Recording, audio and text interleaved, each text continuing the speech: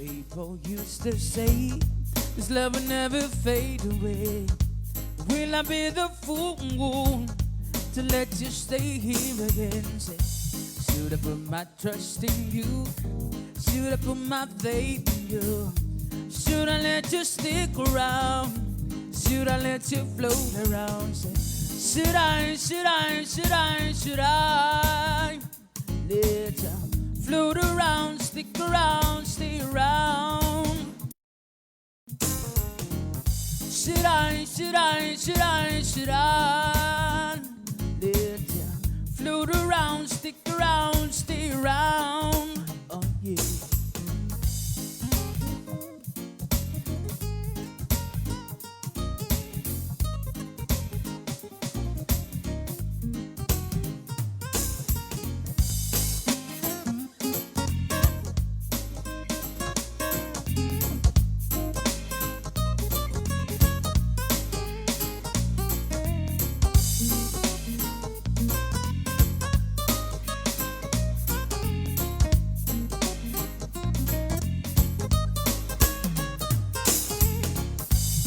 Not so long ago, when we were together, sharing and caring for each other.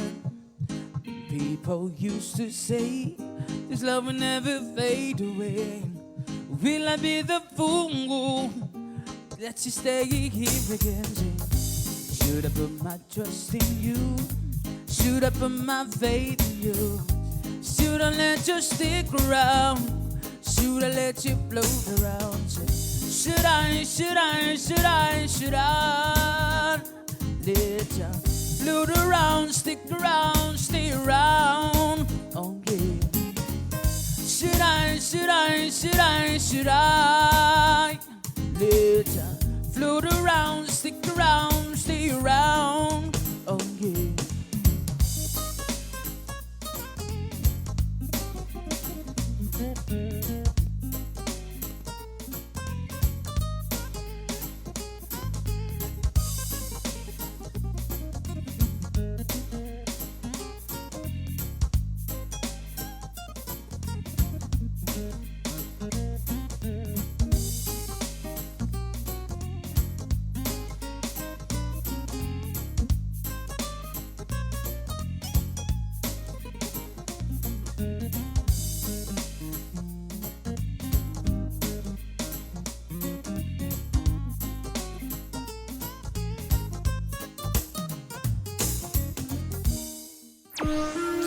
Stay connected through The Link each morning on Breeze 93.9 FM.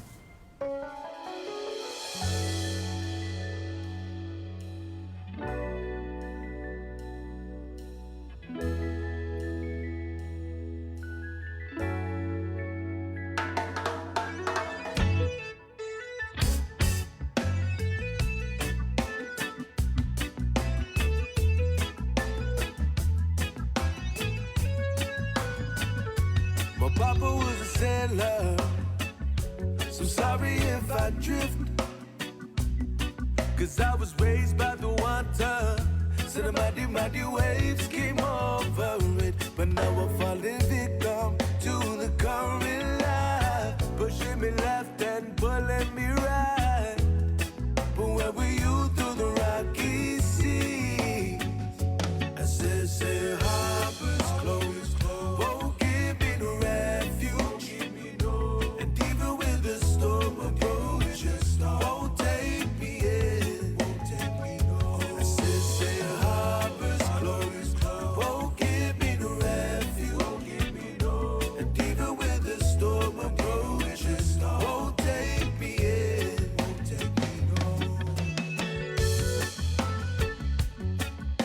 Oh, and even with the storm approaching, won't let me in.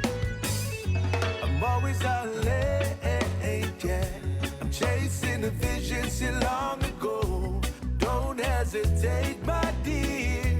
When you feel the rocking of the boat, the time is near to test our love in the deep end. And on our love we should deep end. But where were you through the rocky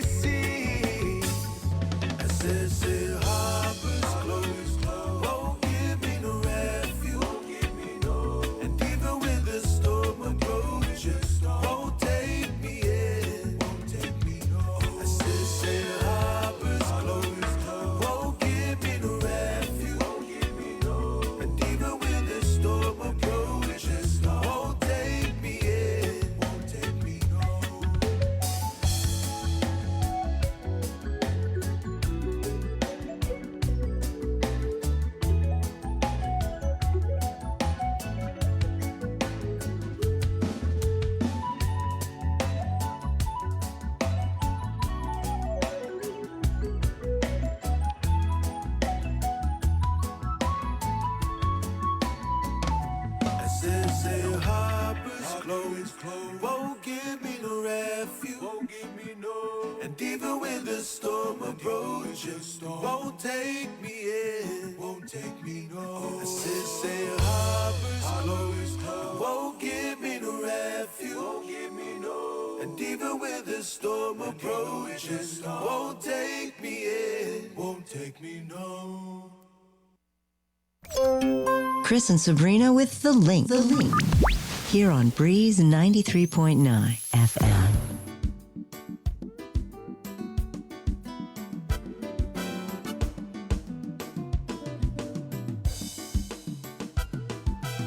We've been together a while, and I don't mean to grab your style, but sometimes I wonder just how things happen this way.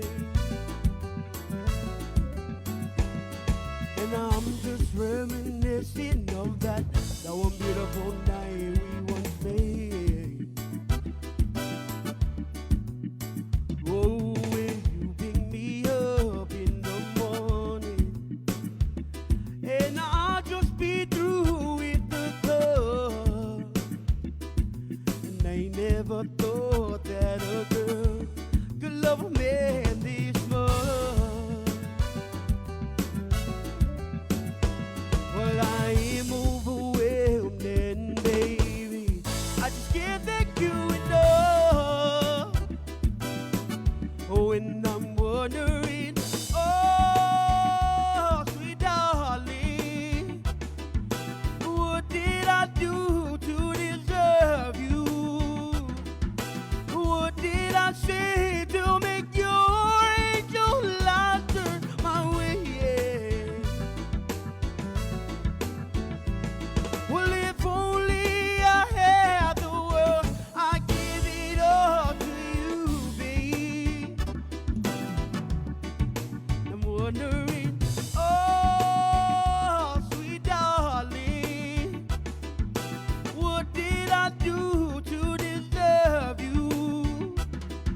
What did I say to make your angel light turn my way? Well, if only I had the world, I'd give it all to you, babe. Now I'm about to leave for the road, and I'll take you with me in my heart, yeah. And I get down on my knees, and I get down on my knees, I get down on my knees, pray to the Lord, your soul to keep. Oh, and baby, just one request, keep my friends in your prayer. Oh, and I'm wondering, oh, sweet darling, what did I do to deserve you? What did I say to make your angel light turn my way? Well, if only I had the world, I'd give it all to you, babe. Oh, and I'm wondering, oh, sweet darling, what did I do to deserve you? What did I say to make your angel light turn my way? Oh, well, if only I had the world, I'd give it all to you, babe. Oh, well, if only I had the world, I'd give it all to you, babe. Oh, well, if only I had the world, I'd give it all to you, babe. Rosinha uli di sombranzelten meg. Egy zuid te saluda antes de niga radzaudzan malak estrellas durante todo el memu a no distancia gumugupugi palu zangiman malak guafi ikonuna sugi airi preba tu la noche nai banderata Gaigi, pues atan fanny bandera, kau esta pagua pumalapa,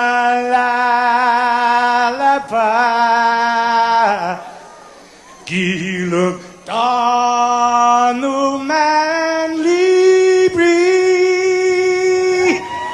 sentami man ko badi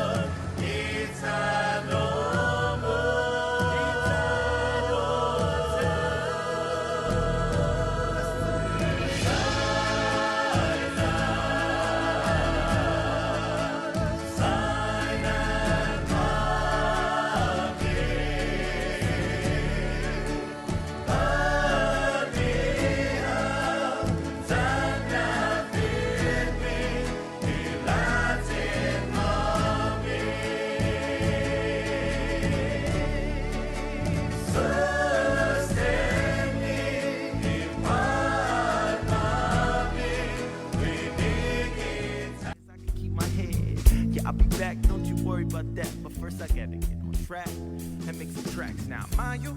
Miles from the place that I call home, but she's calling my name. Yeah, she's calling my name.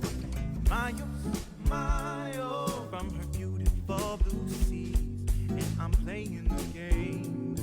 Yeah, I'm playing the game. Yeah.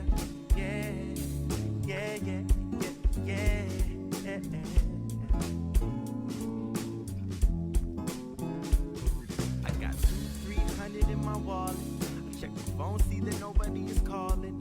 On the TV, everyone is falling like they stalling, but I'm stalling cause I'm all in. I think about the nice weather, cause I'm freezing in a big sweater. Haven't talked to G, Josh, even Mr. Sweller. Used to make hits and you know it lasts forever. Hey, take me back. Backpack, snapbacks, Kendrick on the Mac.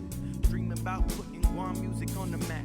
Scheming about rhymes, we planning our attack. Hey, copy back my homies, please stay hungry. You know that I'm coming. Make a few hornets, then add a few commas. Be honest, and you know you gotta stay humble. Miles from the place that I call home, but she's calling my name. Yeah, she's calling my name. Miles from her beautiful blue seas, and I'm playing the game. Yeah, trying to get to this fame. Miles from the place that I call home, but she's calling my name. Yeah, she's calling my name. Miles from her beautiful blue seas. Yeah, she's calling my name. Trying to get to this fame. Miles from the place that I call home, but she's calling my name. Yeah, she's calling my name. Hey, Miles from her beautiful blue sea. Yeah, I'm playing the game. Yeah, I'm playing the game. Say, Miles from the place that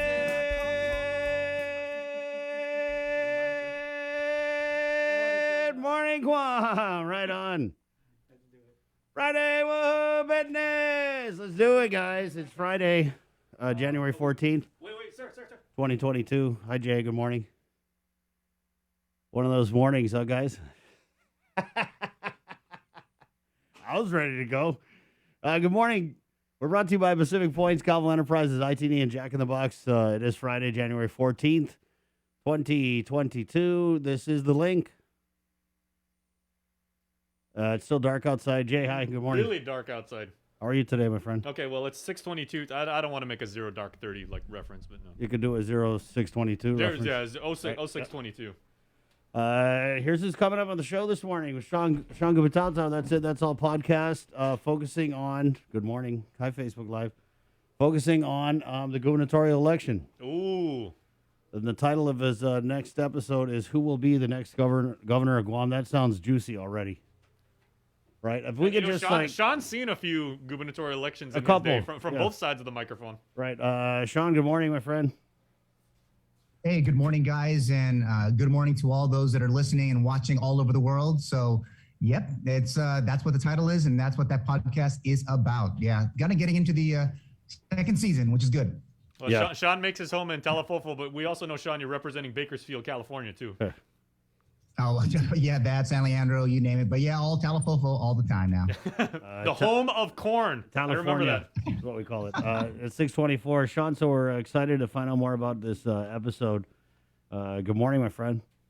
Hey, good morning, Chris. And yeah, the episode is focused. Yes, you know, I just had to go back. So when I think this year, as we do the 2022 elections, will be I want to say I'm into at least over a decade plus doing political analysis for KWM. And so this wouldn't be unexpected, if you will. Right.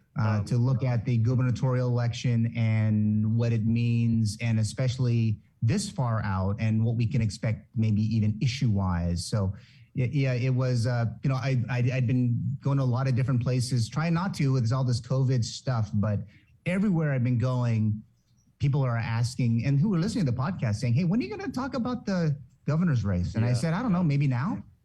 Yeah, Why not? it's kind of hard to talk about the governor's race because as it stands right now, it doesn't even look like we have a race. Well, I think it's a little early, but the talk is happening. And right before we came on, we were talking how if you go through the villages, they're already huddling up in villages, village org meetings. Right. They're reaching out via phone. They're doing all their databases are getting lined up. So if for a bunch of folks that don't seem like they're getting ready for a gubernatorial election, they are getting ready for a gubernatorial election. Yeah, we've been talking about it. So I know that the Lou and Josh campaign, I mean, they have been organizing all of last year. You know what I mean? So they're definitely got a head start. Yep. But on the Republican side, what I've been seeing is a lot of pictures, posts with the senatorial, what I'm presuming are going to be senatorial candidates. So I know the focus is kind of, to me, outside looking in, looks like it's going to be on taking the majority in the legislature.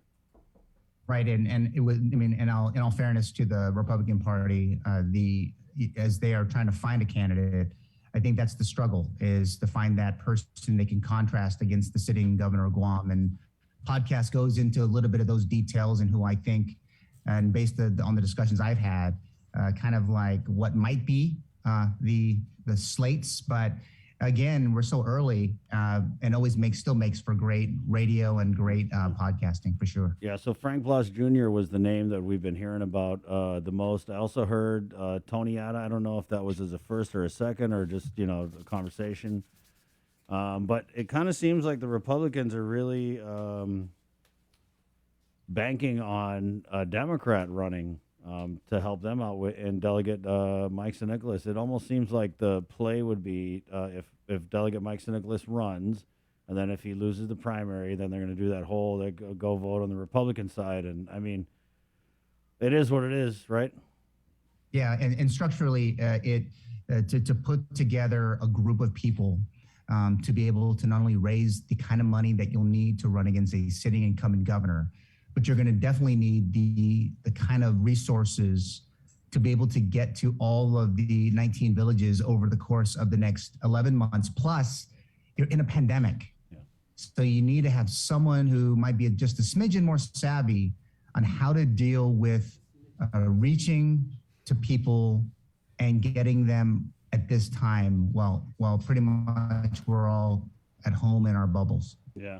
I mean, and that's why I feel like you got to give credit, I guess, is that the right word, to the Lou and Josh campaign, because it has been a pandemic, but they really never missed a beat. I mean, their village organization, I've been getting so many pictures of all their different village meetings with the cast of the cabinet characters. So they definitely have a head start. And I know what you're saying about Mike Senicolas, right? So when you just think the name, right, Congressman Mike Senicolas, he has definitely a lot of very, very loyal over loyal, maybe, supporters.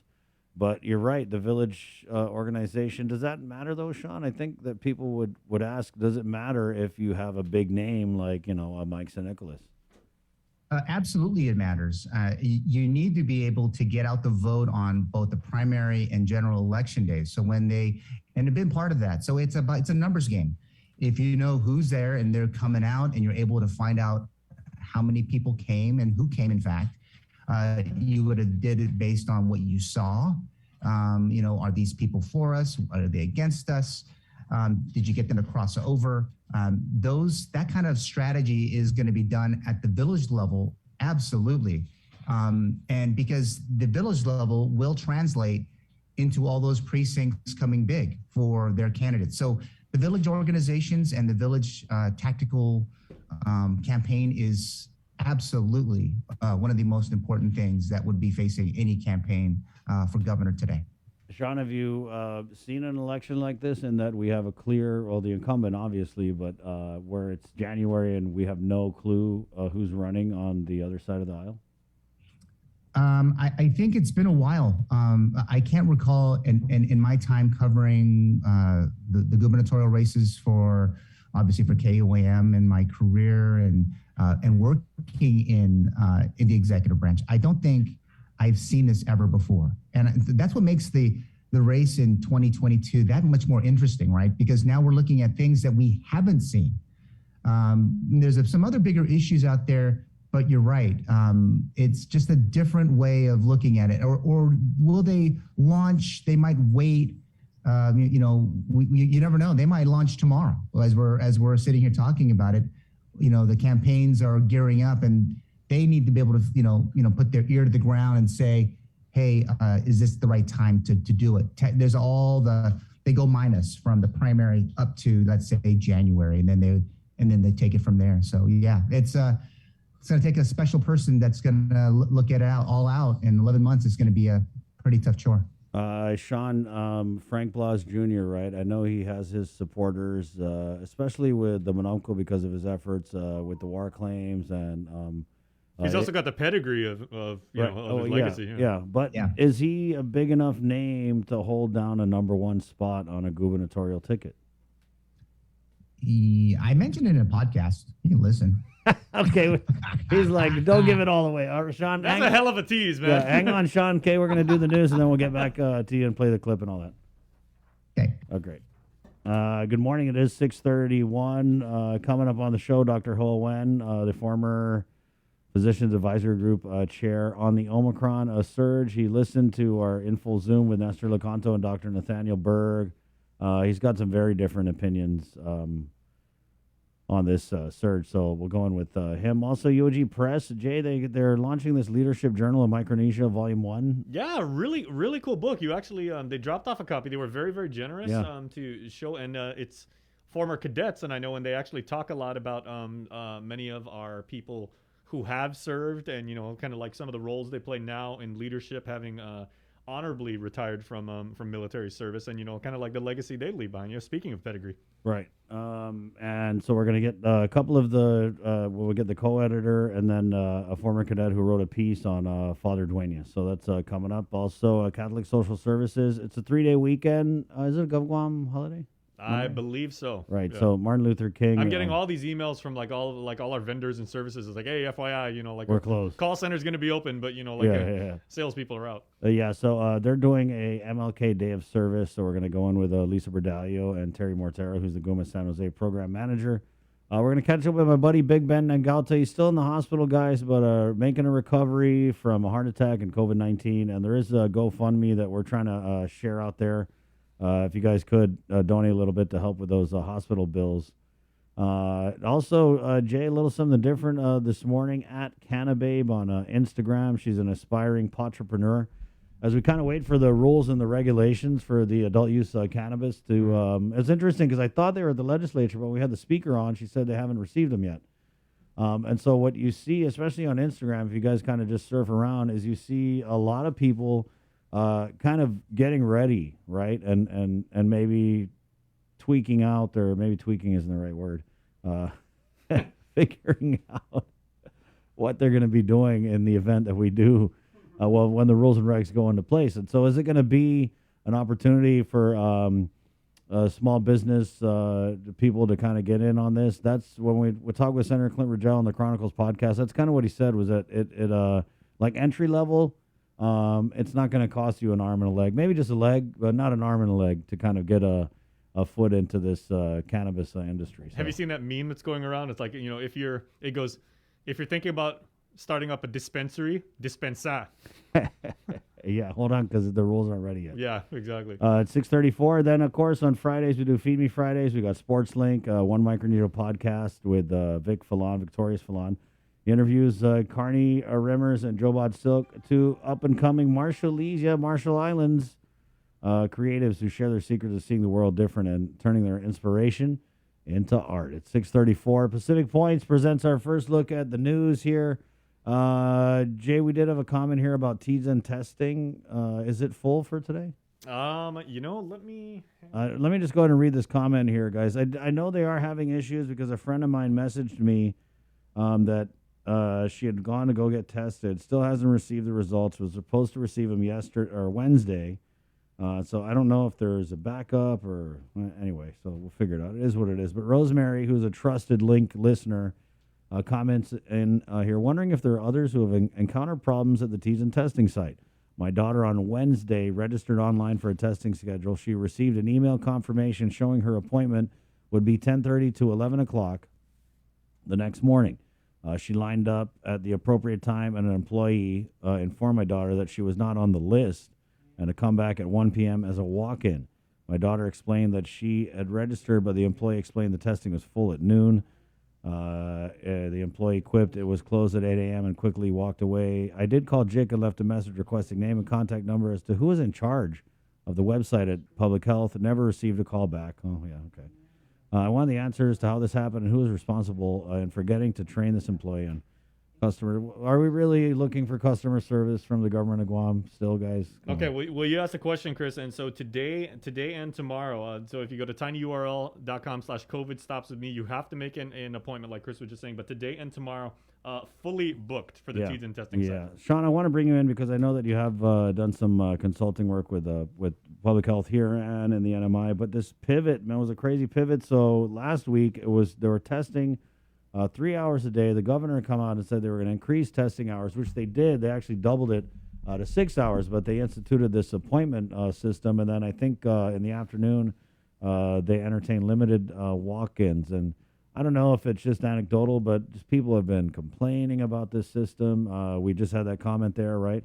And in the middle of a surge, well, not even the middle, I think we're still at the beginning, right? So Omicron, obviously testing is a huge component in trying to keep a handle on this thing. And so when you wake up, if you're trying to go make an appointment to get tested and you find out it's fully booked today, tomorrow, it was fully booked yesterday, what kind of message does that send, Sean? And is there a way we could do it better? As in all fairness to the situation and to across the region, I mean, I think that we all can agree that tactically it's having to adjust to the realities of this pandemic. So right now, when we're starting to see large numbers of test positivity, people are going to go out and make that move to get tested. I think at last count, I was just trying to find out some details earlier, but I think so of the eligible population, Guam is now at 92.97% vaccinated. So when you think about that number against what we have who may be unvaccinated at this time, and there's a lot of things a lot of moving parts that are going to help decide how the operations of the testing, the vaccination sites, isolation, quarantine, all of it is going to be, it's going to pretty much emerge on a day-to-day basis. And it's not just happening here, but it's happening in the CNMI. It's also happening in American Samoa as well. So across the United States, affiliated Pacific Islands, including the FSM, Palau, and the like, there's a big move for everyone to adjust to the realities of today. It's hard to plan for what we think might be an Omicron variant in our community, but it's harder to predict behavior, especially in the pandemic. And so all of the countries and the territories are all having to make that pivot and pivot hard to adjust to what is this current reality that we're all facing today. Let me ask you, did it have to be a hard pivot? Because, I mean, if you pay attention, and Lord knows I hope our leaders pay attention, Omicron was in the news for, a couple months before it got to Guam. And the governor had gone on the record and said that she was acting as if Omicron was already here, but other than the vax and the booster efforts, I'm not sure if we saw any additional preparations. And now it's here, and we're sold out testing. Well, I mean, so again, going back to that idea that, okay, what is the plan? But it's all about what we're seeing. And across all those three communities I talked about, everyone should go out and get vaccinated. Make sure that if you're feeling sick, go get tested.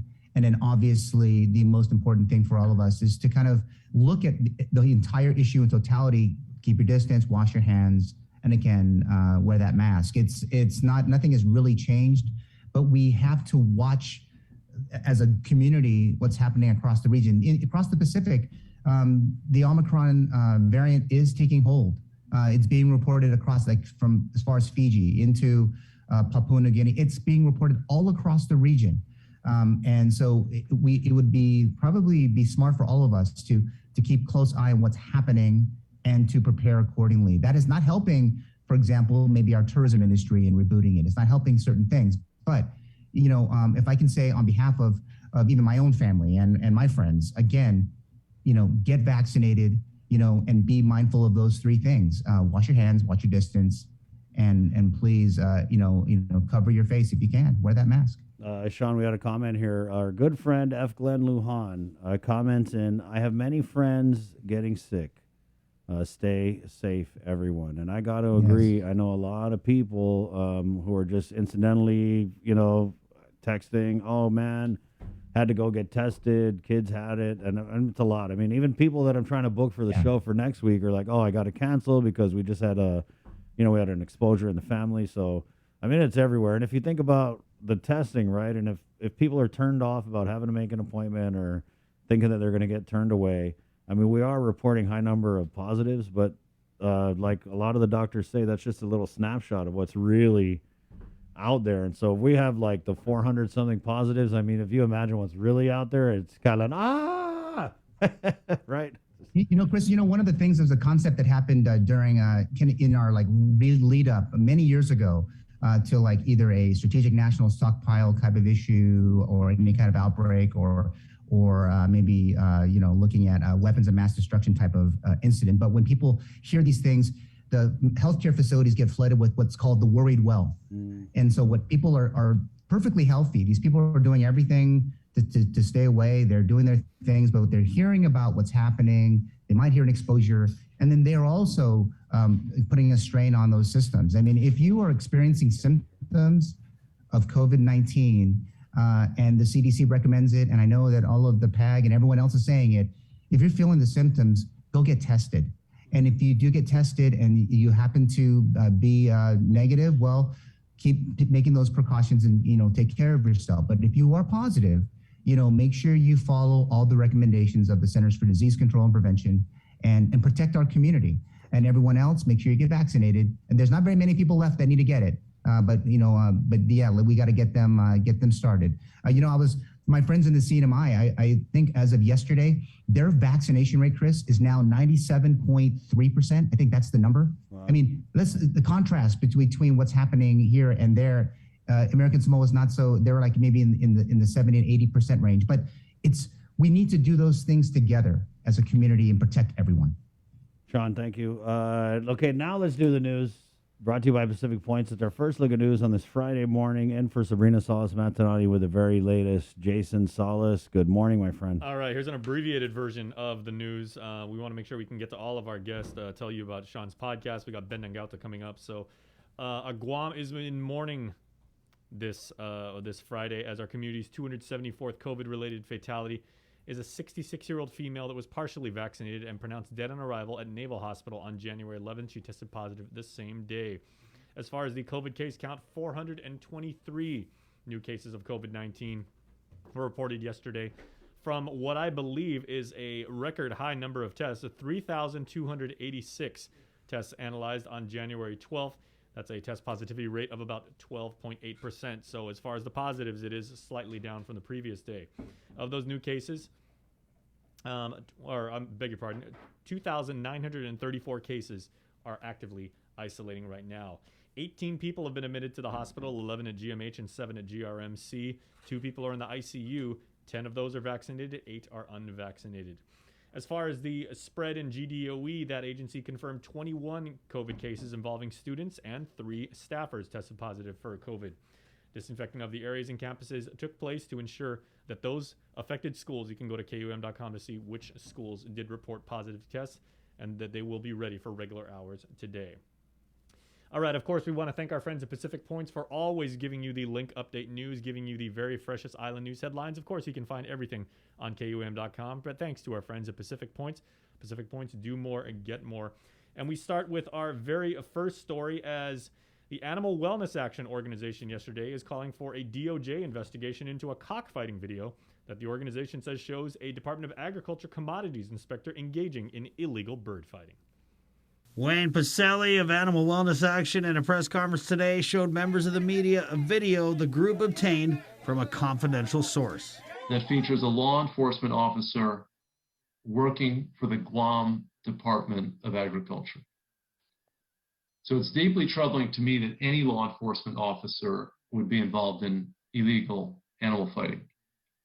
But it's even more troubling to me that it's a law enforcement officer with the Department of Agriculture, the agency that's been allowing thousands of fighting birds onto Guam and enabling cockfighting there.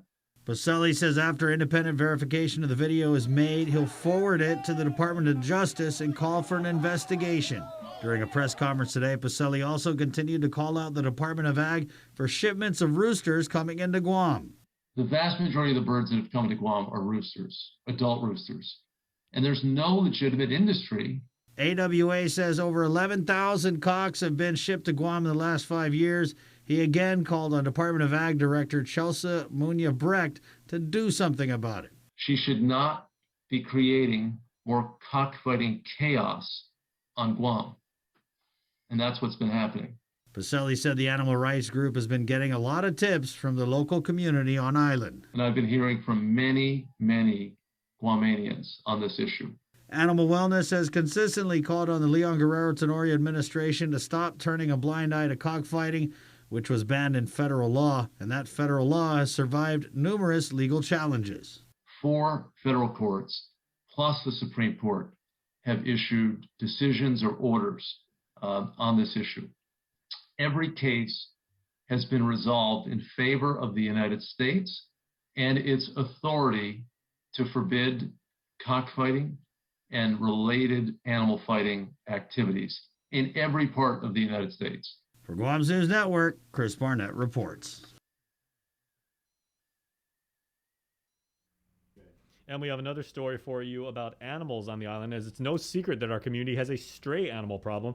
But your municipal leaders are saying enough is enough, and the mayors have said exactly that. But now Guam Animals in Need spoke about the known issue and what could be done about it. During a recent monthly meeting held on Zoom, the Mayor's Council of Guam discussed wanting Guam Animals in Need, better known as GAIN, to accept more stray animals that they are taking off the streets. A PD resident getting bit by a stray dog prompted village mayor and MCOG president Jesse Alec to call on the animal shelter in Jigo to expand its capacity if space is an issue. GAIN Executive Director Allison Hadley responded to the call. We completely empathize with, the mayors and what they're going through. We understand that our capacity is a roadblock for them sometimes. I mean, it's a roadblock for us as well, depending on the situation. And so, there isn't a whole lot to say other than, a lot of the same things that we've said in the past. It really comes down to the funding and all of that, which we are in the process of receiving. About $450,000 has been allocated by the 36th Guam legislature to the Department of Agriculture to address the island's stray animal population problem by spaying and neutering, as well as expanding GAIN shelter capacity by constructing new kennels. It's just that we have not begun receiving that money yet. So I don't have the funds to take those first steps. I know that Department of Agriculture is working on getting that ready to go so that we can utilize it and begin the first steps of expanding our capacity, which of course, even if I have the money today, I won't have more kennels tomorrow necessarily. So it will take time.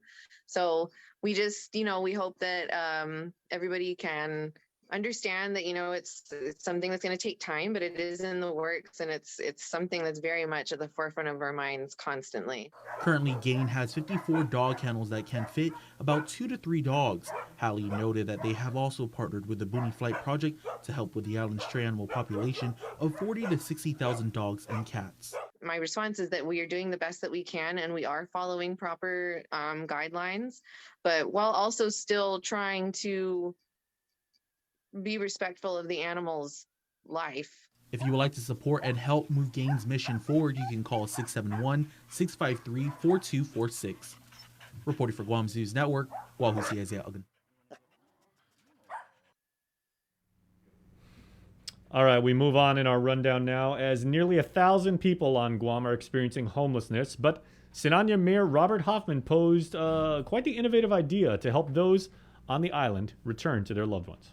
According to a 2020 statistic, the United States Interagency Council on Homelessness reported that almost 800 people on Guam are experiencing homelessness. Sinahanya Mayor Robert Hoffman posed an idea to help those on island. We've come across quite a few homeless that do want to be reunited with their family members off island. Some of them don't have any more family here. They're the last ones here. They just don't have the means to go.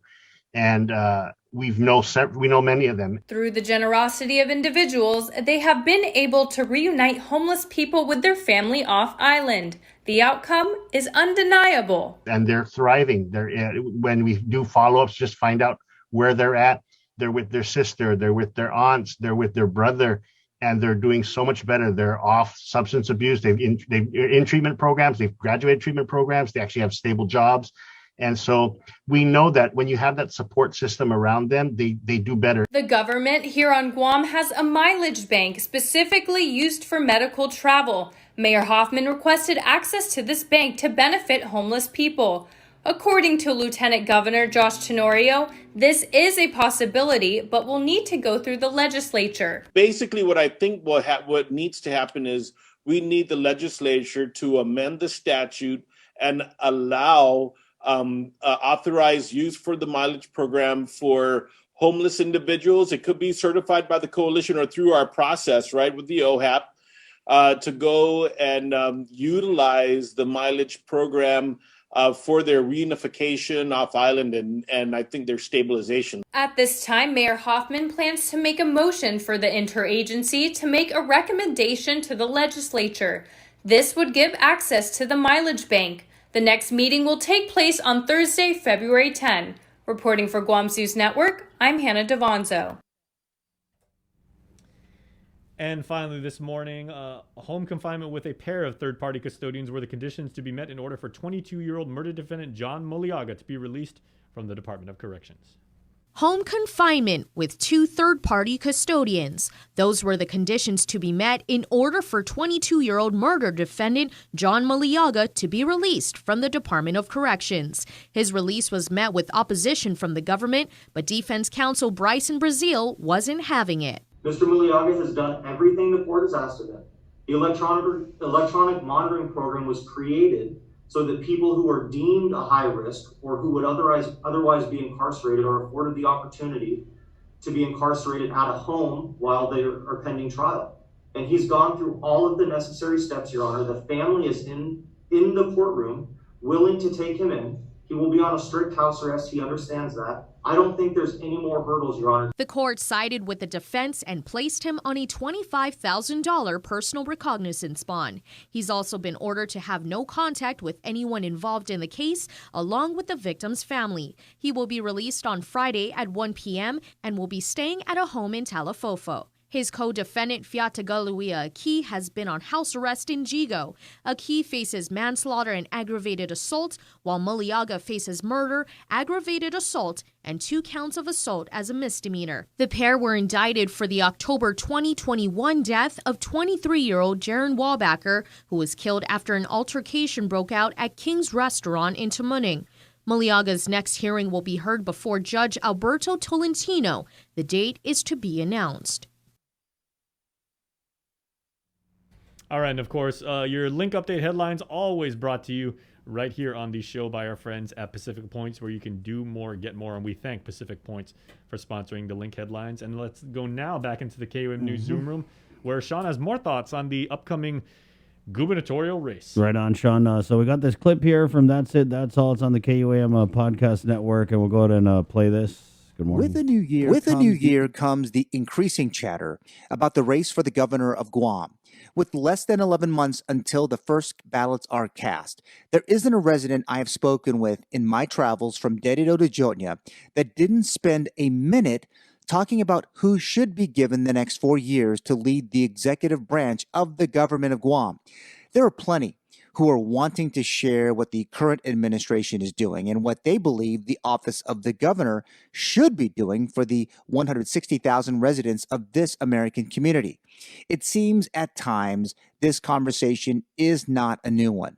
Plenty of opinions are out there on shortcomings, cabinet and staffing picks, and policy wins and losses. I often think as these conversations are happening, if these conversations were in fact rehearsed. What I am hearing for sure from voters is a passion for our island. I hear voices that appear on the surface of not being heard. I have received more messages than not that there are better days ahead. When the talk of what has been an up and down 4 years for this island society, folks can be very quick to place blame on the one place where they think life's issues can be solved, at least made a bit easier for each of us. Today, the current governor of Guam, Lou Leon Guerrero, is at the center of that talk. She has a big task ahead of her. As Governor Leon Guerrero is entering the fourth and final year of her first term, newsrooms are dusting off her campaign platform and checking to see if under her leadership, all the promises made before and since entering office are being done for the people of Guam. There are some in her party, the Democratic Party of Guam, that don't seem so impressed by the work over the last 4 years, though a majority are all in. Collectively, they are all trying so hard to be sure the titular head of the party hangs on to this important seat. There you go, Sean. Juicy stuff, my friend.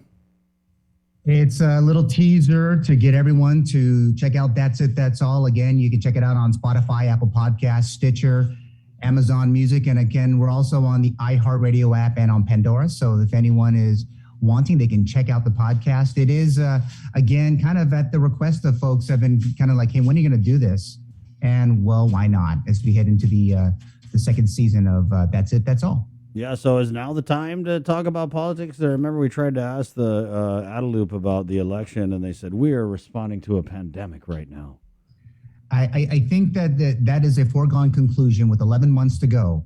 And from experience now, I'm just saying that on both sides of it, from where you were sitting, Chris, and then on the other side where they are sitting today, it is game on, and it's been game on for quite a while now. Yeah. Sean, I did this thing on my personal Instagram account where the people do it on social media, like, hey, ask me a question. And it was funny because one of the questions I got was, let me just pop it up here, and I guess we'll go ahead and try and answer it now.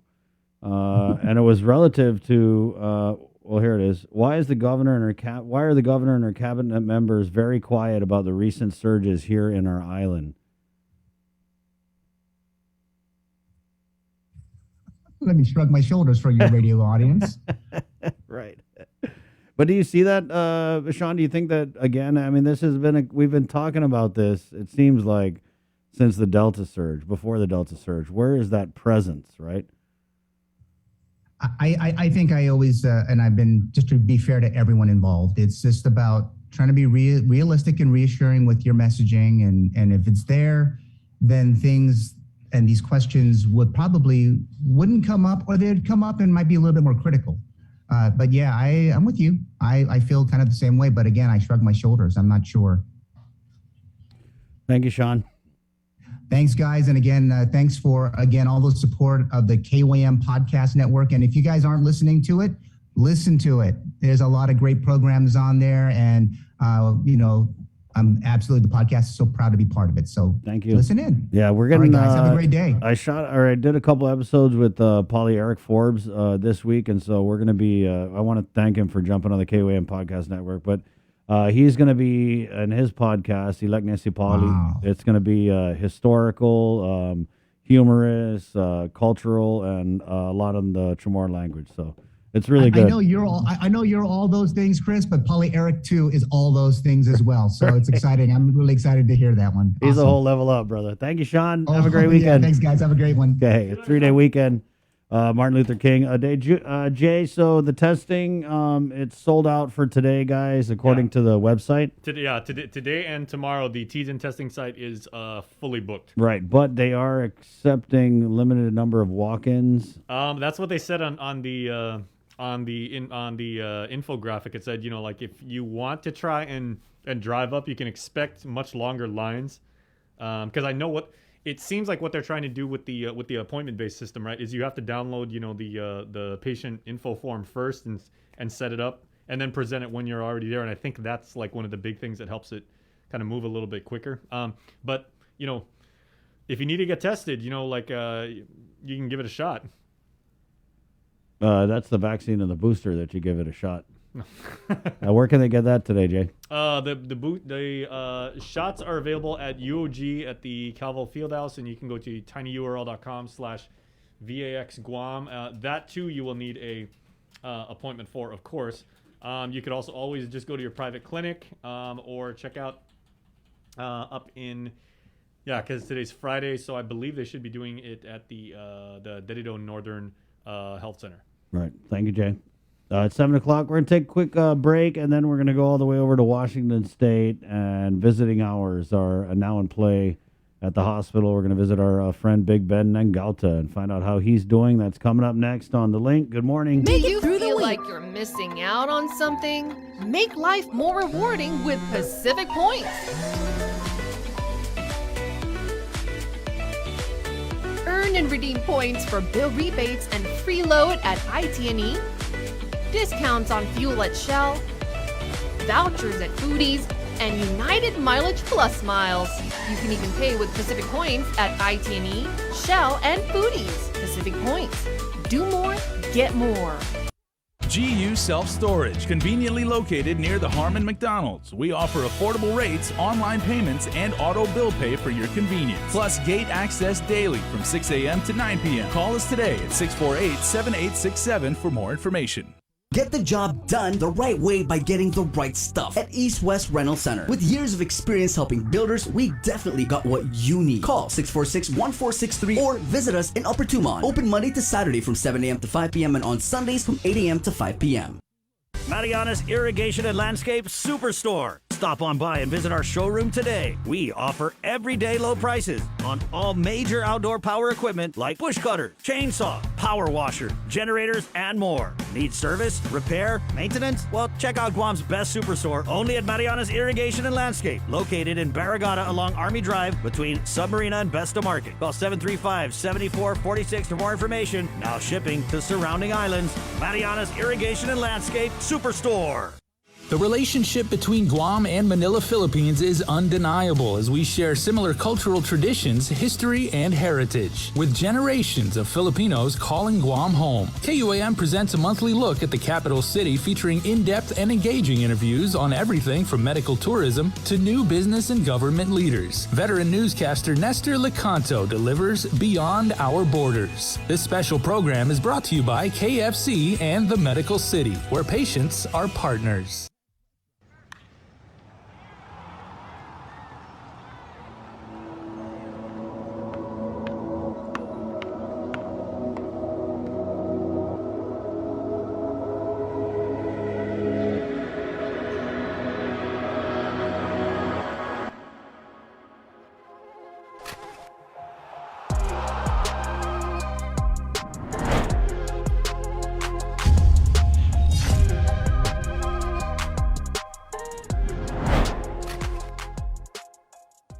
KUAM's multi-platform morning show, The Link, just got a little more delicious with Feed Me Fridays. Chris, Sabrina, Jason, and the rest of the morning crew will take some time off each Friday to talk, taste, and tempt you with all the latest and greatest food and drinks on Guam. Old faves, new hits, and everything else we can put in our bellies. It's Feed Me Fridays on The Link, brought to you by King's Restaurants, Ruby Tuesday Guam, and Devondale.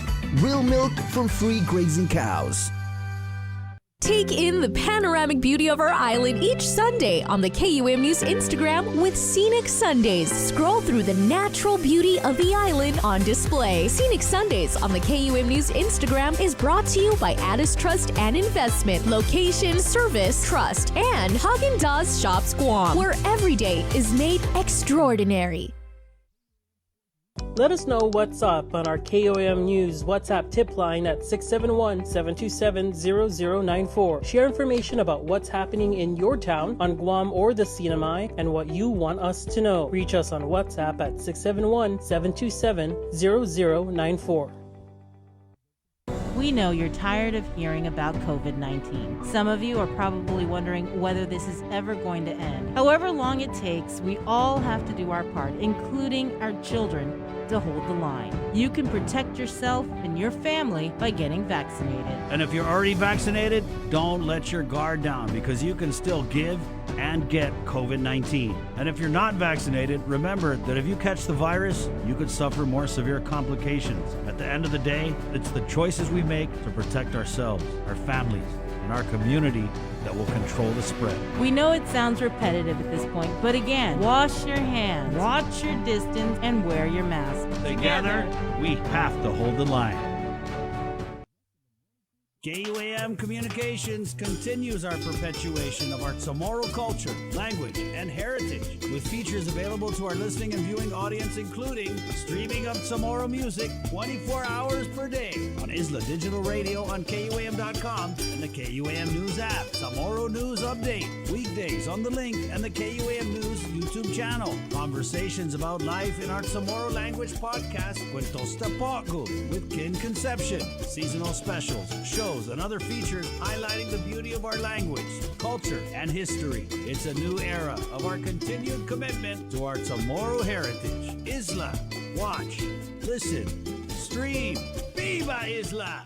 See what's on TV tonight with schedules, network news and notes, local promotions and giveaways on KUAM Communications social media pages. Like and follow us on Facebook or Instagram now for all the latest and never miss out.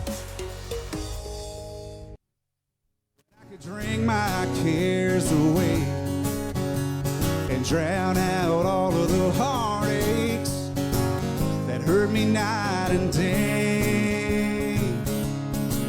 When the thought of you came crashing through, well, I'd have one more. But now the whiskey ain't working anymore.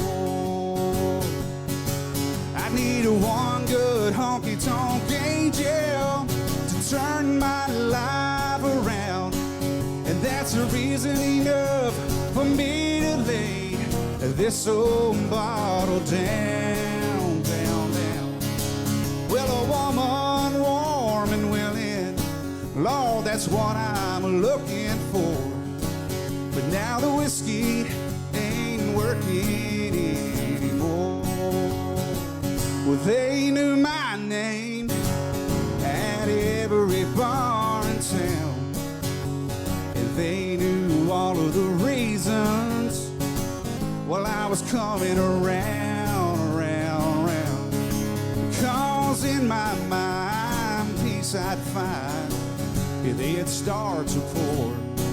But now the whiskey ain't working anymore. Well, I need one good honky-tonk angel to turn my life around, and that's a reason enough for me to lay this old bottle down. Well, a woman warm and willing, Lord, that's what I'm looking for. And now the All right, good morning. It's Friday. Fitness! 7:07 on the Link, Pacific Points, Cabo Enterprises, ITD, and Jack in the Box. Proud to present this episode. On a Friday, Catholic Social Services coming on to tell you about MLK Day of Service with Guma San Jose.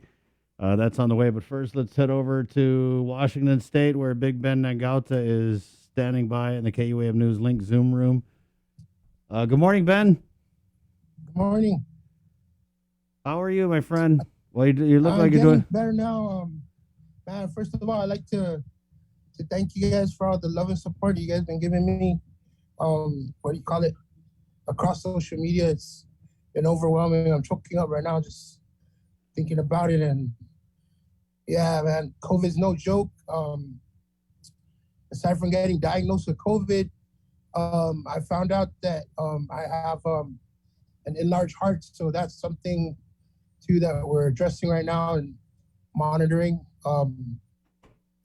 Aside from that, I'm determined to make a change, with this, what do you call it, new outlook out here, and trying to take advantage of whatever I can as far as to make my health a lot better. Ben, we're so glad to hear from you and glad to see you're, awake and talking. I was talking to your mom when I guess you were in a coma, and obviously she was. Yeah. So what had happened was they had given me some meds that I guess I didn't react to quite well, and I guess I had an allergic reaction. So I was in a coma. They had me strapped up. But aside from that, yeah, everything's fine now.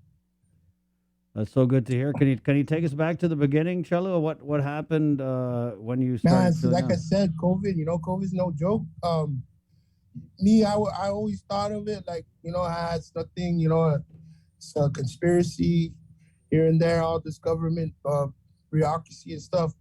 But honestly, prior to getting admitted, the vision of death was really like I didn't know what to do because it was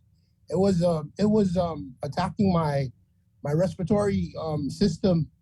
So I was having a hard time breathing. I couldn't take breaths anymore.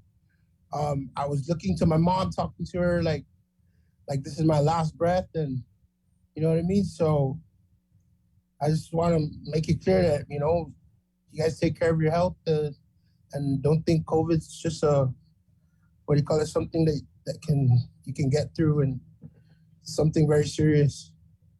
Is it pretty bad out there in Washington State with the COVID, Ben? Huh? Is it pretty bad with the COVID out there in Washington State? Well, right now, yeah, it's still around. How it happened was my sister got diagnosed, and I guess she passed it to me. But what's crazy is they really didn't have no symptoms. I guess I was the only one that went in with the real serious symptoms.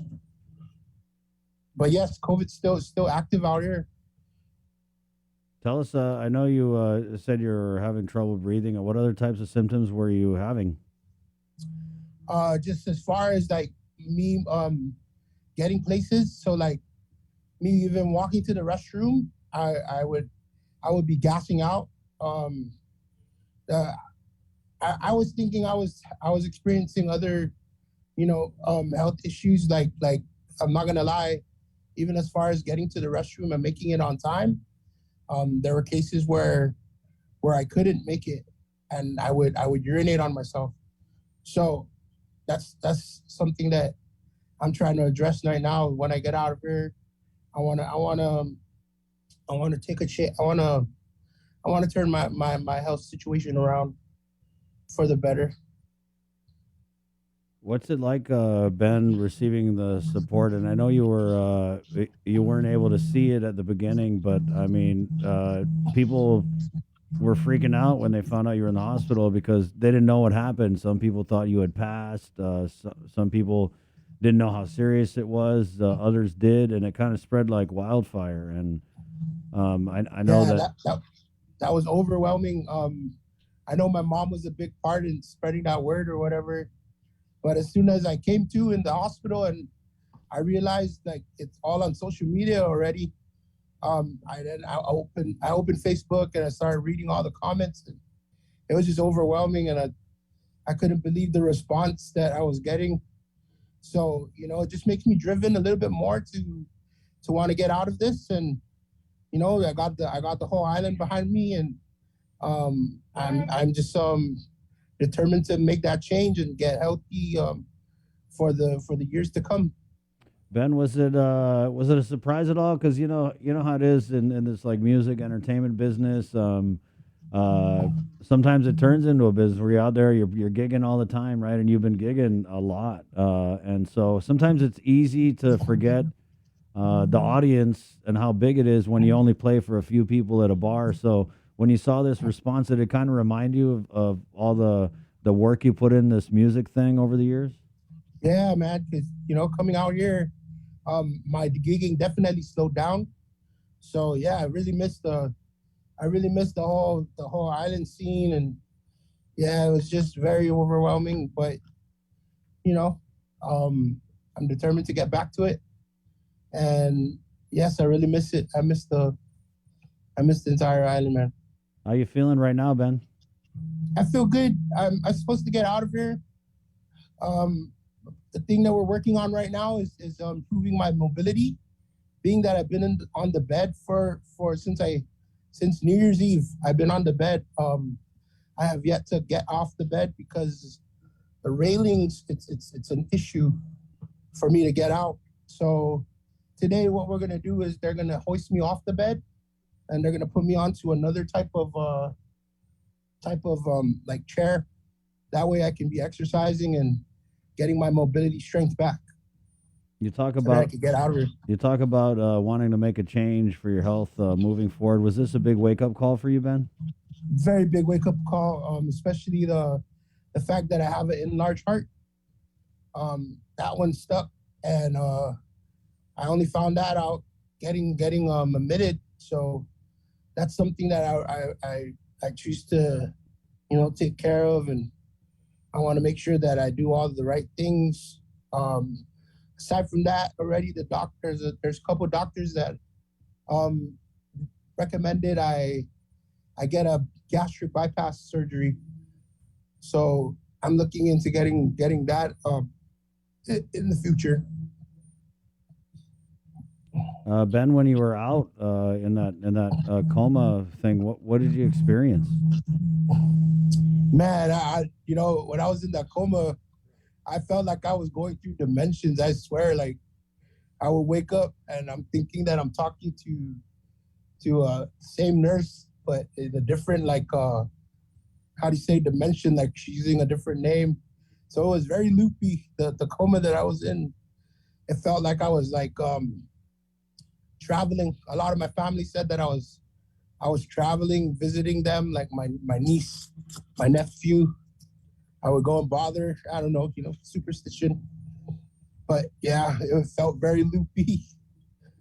Man, Ben, when you were in the hospital and people didn't know how you were doing, I was getting a lot of messages about your music, and that's why. I mean, first of all, I got to say I'm not surprised you have an enlarged heart. I always known you had a big heart, but your music, right? That's why people love you, is because you sing these songs and they speak to them, right? So, was it like validation, or did you ever really know how much your music means to people?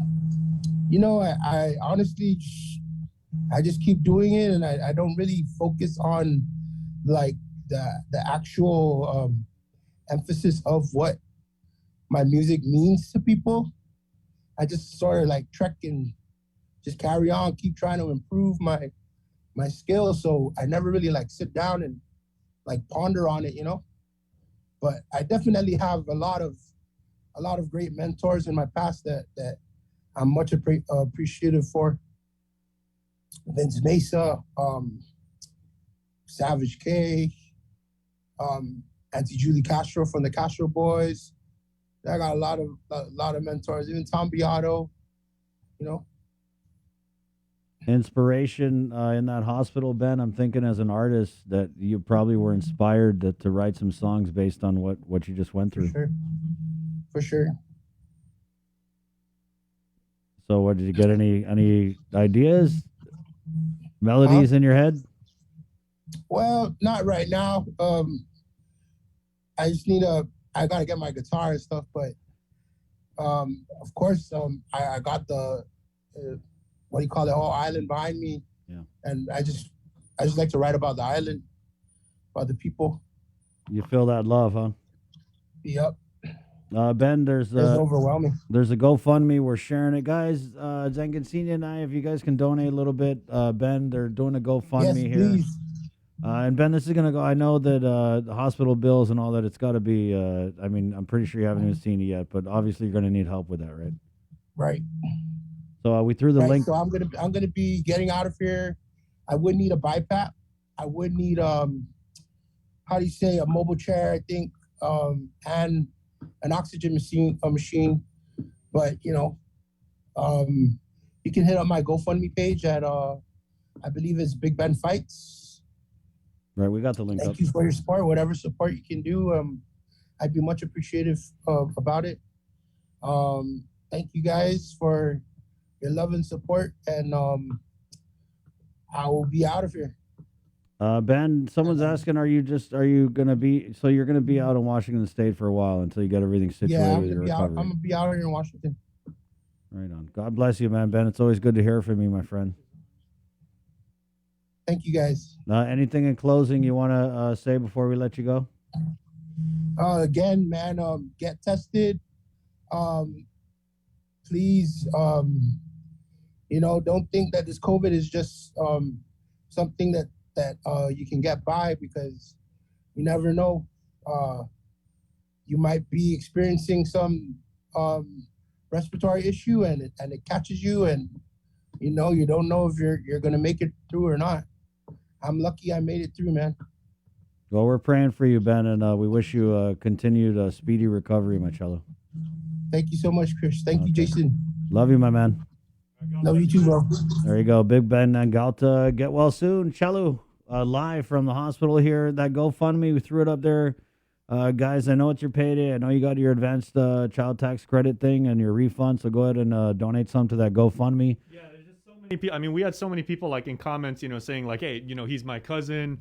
Hey, I know Ben. I've been to one of his gigs. He inspired me. And then there's some people who have never heard Ben's music, which is unfortunate because he's amazingly gifted. Or they just said, hey, it's a member of our island family and we're all connected and everything like that. He's a fellow Guamanian who needs us and everything like that. So they're stepping up, and the donations are substantial. The campaign on GoFundMe, again, is it seeks to raise $10,000. And as Ben said, there's various things he's going to need, various types of equipment for the house. They're about a quarter of a way there. Nice. So, guys, very, very please good. donate. And if you never heard Ben sing, I want to play this one here. It's a cover he did of a great Savage K first issue song called Chamorro Pride, because he was just feeling, Ben, and I know you're still here. When you're talking about the love that the island showed for you, that's kind of it, man. You're one of us. It's all about that Chamorro Pride and trying to help each other and take care of each other. Yeah. Okay, cello. That's that. Here he is, Ben Nangalta at 721. Catholic Social Services is coming up right here on the link. Good morning.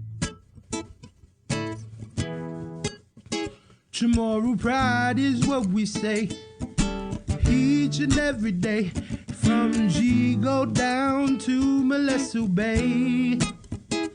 People laughing, having fun.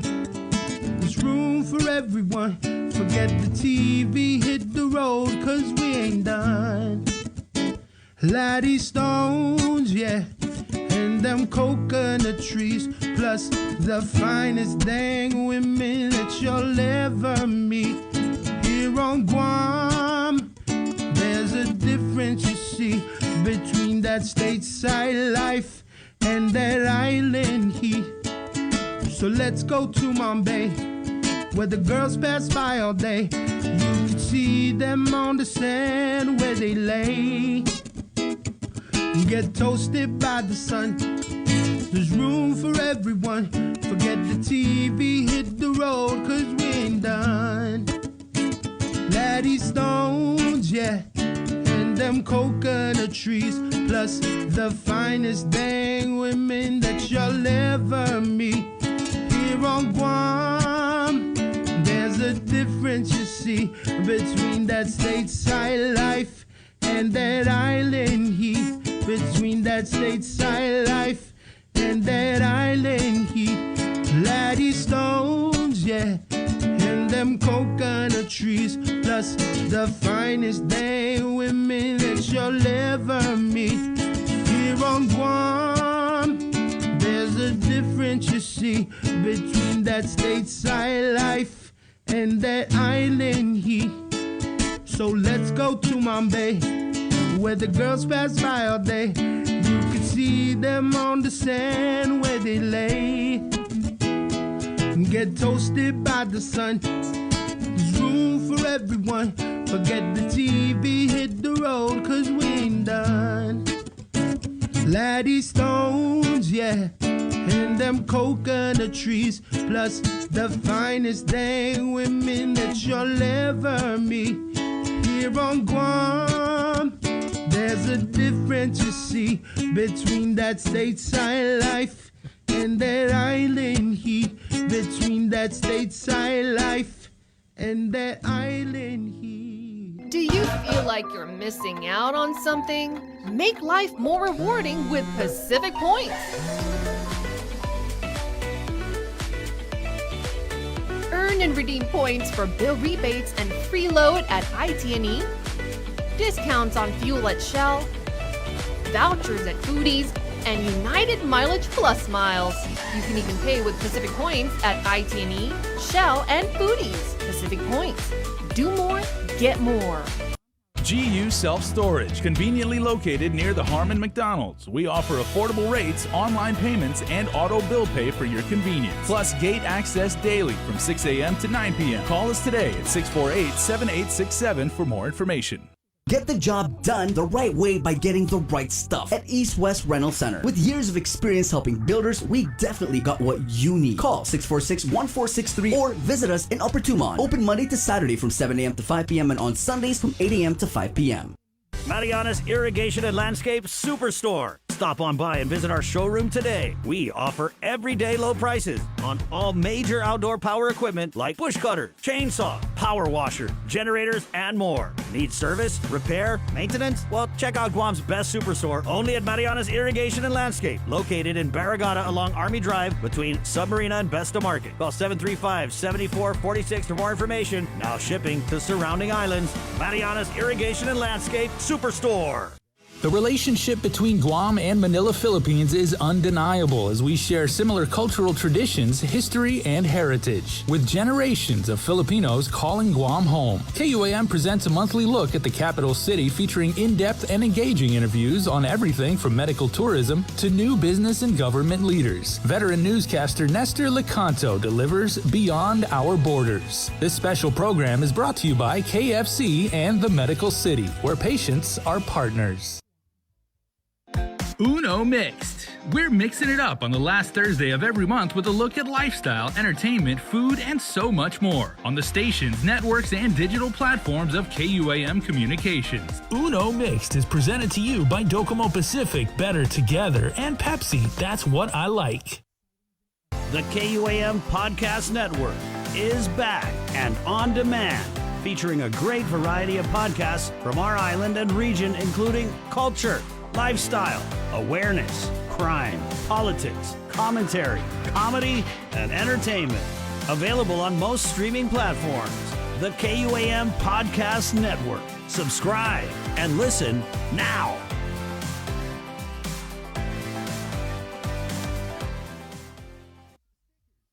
The world of television is more exciting than ever. Don't miss a minute of special presentations from NBC on KUAM TV8 or from CBS on KUAM TV11. Every month, we'll bring you the fun and excitement of award shows and red carpet moments, special series presentations, and other great network programs. Brought to you locally by King's Restaurant, Ruby Tuesday Guam, and Docomo Pacific, giving you more reasons to tune in and turn on. Fall in love with TV again with the best from KUAM Communications. Say hello to the First Hawaiian Bank mobile app. Got a question about your finances? You've come to the right place. Bring all your accounts together, even those that aren't with us, and see the big picture, right down to the smallest detail. Unlock powerful tools like Insights and Money Map that help you save time and take control of your finances. When you connect accounts with the First Hawaiian Bank mobile app, it all starts with yes. See what's on TV tonight with schedules, network news and notes, local promotions and giveaways on KUAM Communications social media pages. Like and follow us on Facebook or Instagram now for all the latest and never miss out. We know you're tired of hearing about COVID-19. Some of you are probably wondering whether this is ever going to end. However long it takes, we all have to do our part, including our children, to hold the line. You can protect yourself and your family by getting vaccinated. And if you're already vaccinated, don't let your guard down, because you can still give and get COVID-19. And if you're not vaccinated, remember that if you catch the virus, you could suffer more severe complications. At the end of the day, it's the choices we make to protect ourselves, our families, and our community that will control the spread. We know it sounds repetitive at this point, but again, wash your hands, watch your distance, and wear your mask. Together, we have to hold the line.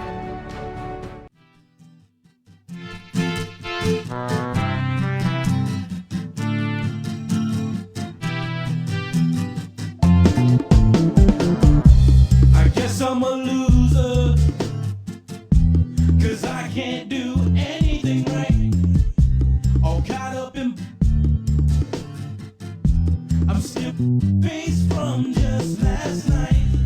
Why do I struggle? I'm troubled. The harder I try, my life seems to crumble. I'm losing my image, my vision's blurry. Why am I living the life that I'm living? You gotta keep it cool. Don't let the bull in you control you. Yeah. When the waters get rough, you better hold on tight. Don't give up.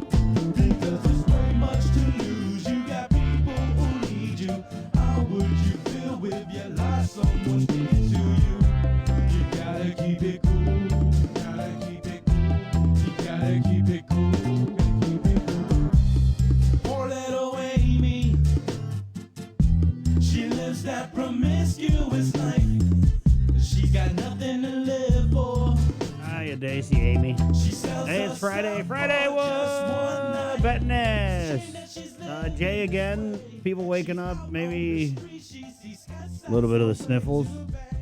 The testing opportunities, Yeah, my friends. we hope not. But if you do need to get tested, thing you need to know, of course, we've been saying it all week. The new policy, which went into effect starting this Monday, is that appointments are required if you want to go get tested. However, as you've seen over the past 3 or 4 days, there have been, I'm just doing the math in my head, I think there's been over 8,000 tests that have been administered in the last like 3 or 4 days. Yeah. So they're 3,200 definitely, last they're definitely night. swabbing noses, that's for sure. They Yeah. swabbed about 3,000 plus nostrils yesterday. 3,200 yesterday, Yeah, but yeah. from the Teton testing site, from the private clinics, from some of the other yesterday's public health clinic was down in Lahan, so they were open, and the 423 cases confirmed yesterday out of, again, 3,200 cases and change. That's a positivity rate of about 12.8%, which is down from the previous day, but still, that's a lot of cases. Yeah. So please, if you need to get tested, you don't even need to have any symptoms at all. If you just want for your own peace of mind. Jay, You know. we're telling them if they need to go get tested, but the However, it's sold out. Yeah. Yeah. So today, the Teton testing site. Remember, you have to make that appointment. But today and tomorrow, they are booked right now. So if you do need, you might need, and of course Monday is a holiday. Yeah. And it's also sold out tomorrow too, right? Yes. Can today you and do the tomorrow. screen share thing? Because I want just people to know. Oh, let me grab my. Guys, if you are going to go, they're accepting a limited number of walk-ins, but we're not clear on like how limited. Okay, but we're not saying public health wants to turn. I know they don't want to turn people away, and from what we're hearing, we haven't heard that they have. We did have a comment from Rosemary earlier, though. Her daughter had booked an appointment, but then she was told that it was full when she showed up for testing. So I'm pretty sure even public health is trying to get the hang of this appointment-based testing. But from what I'm hearing, I had a friend of mine who went to go get tested, and then she was waiting for her results. And finally got them at midnight last night, okay, or this morning.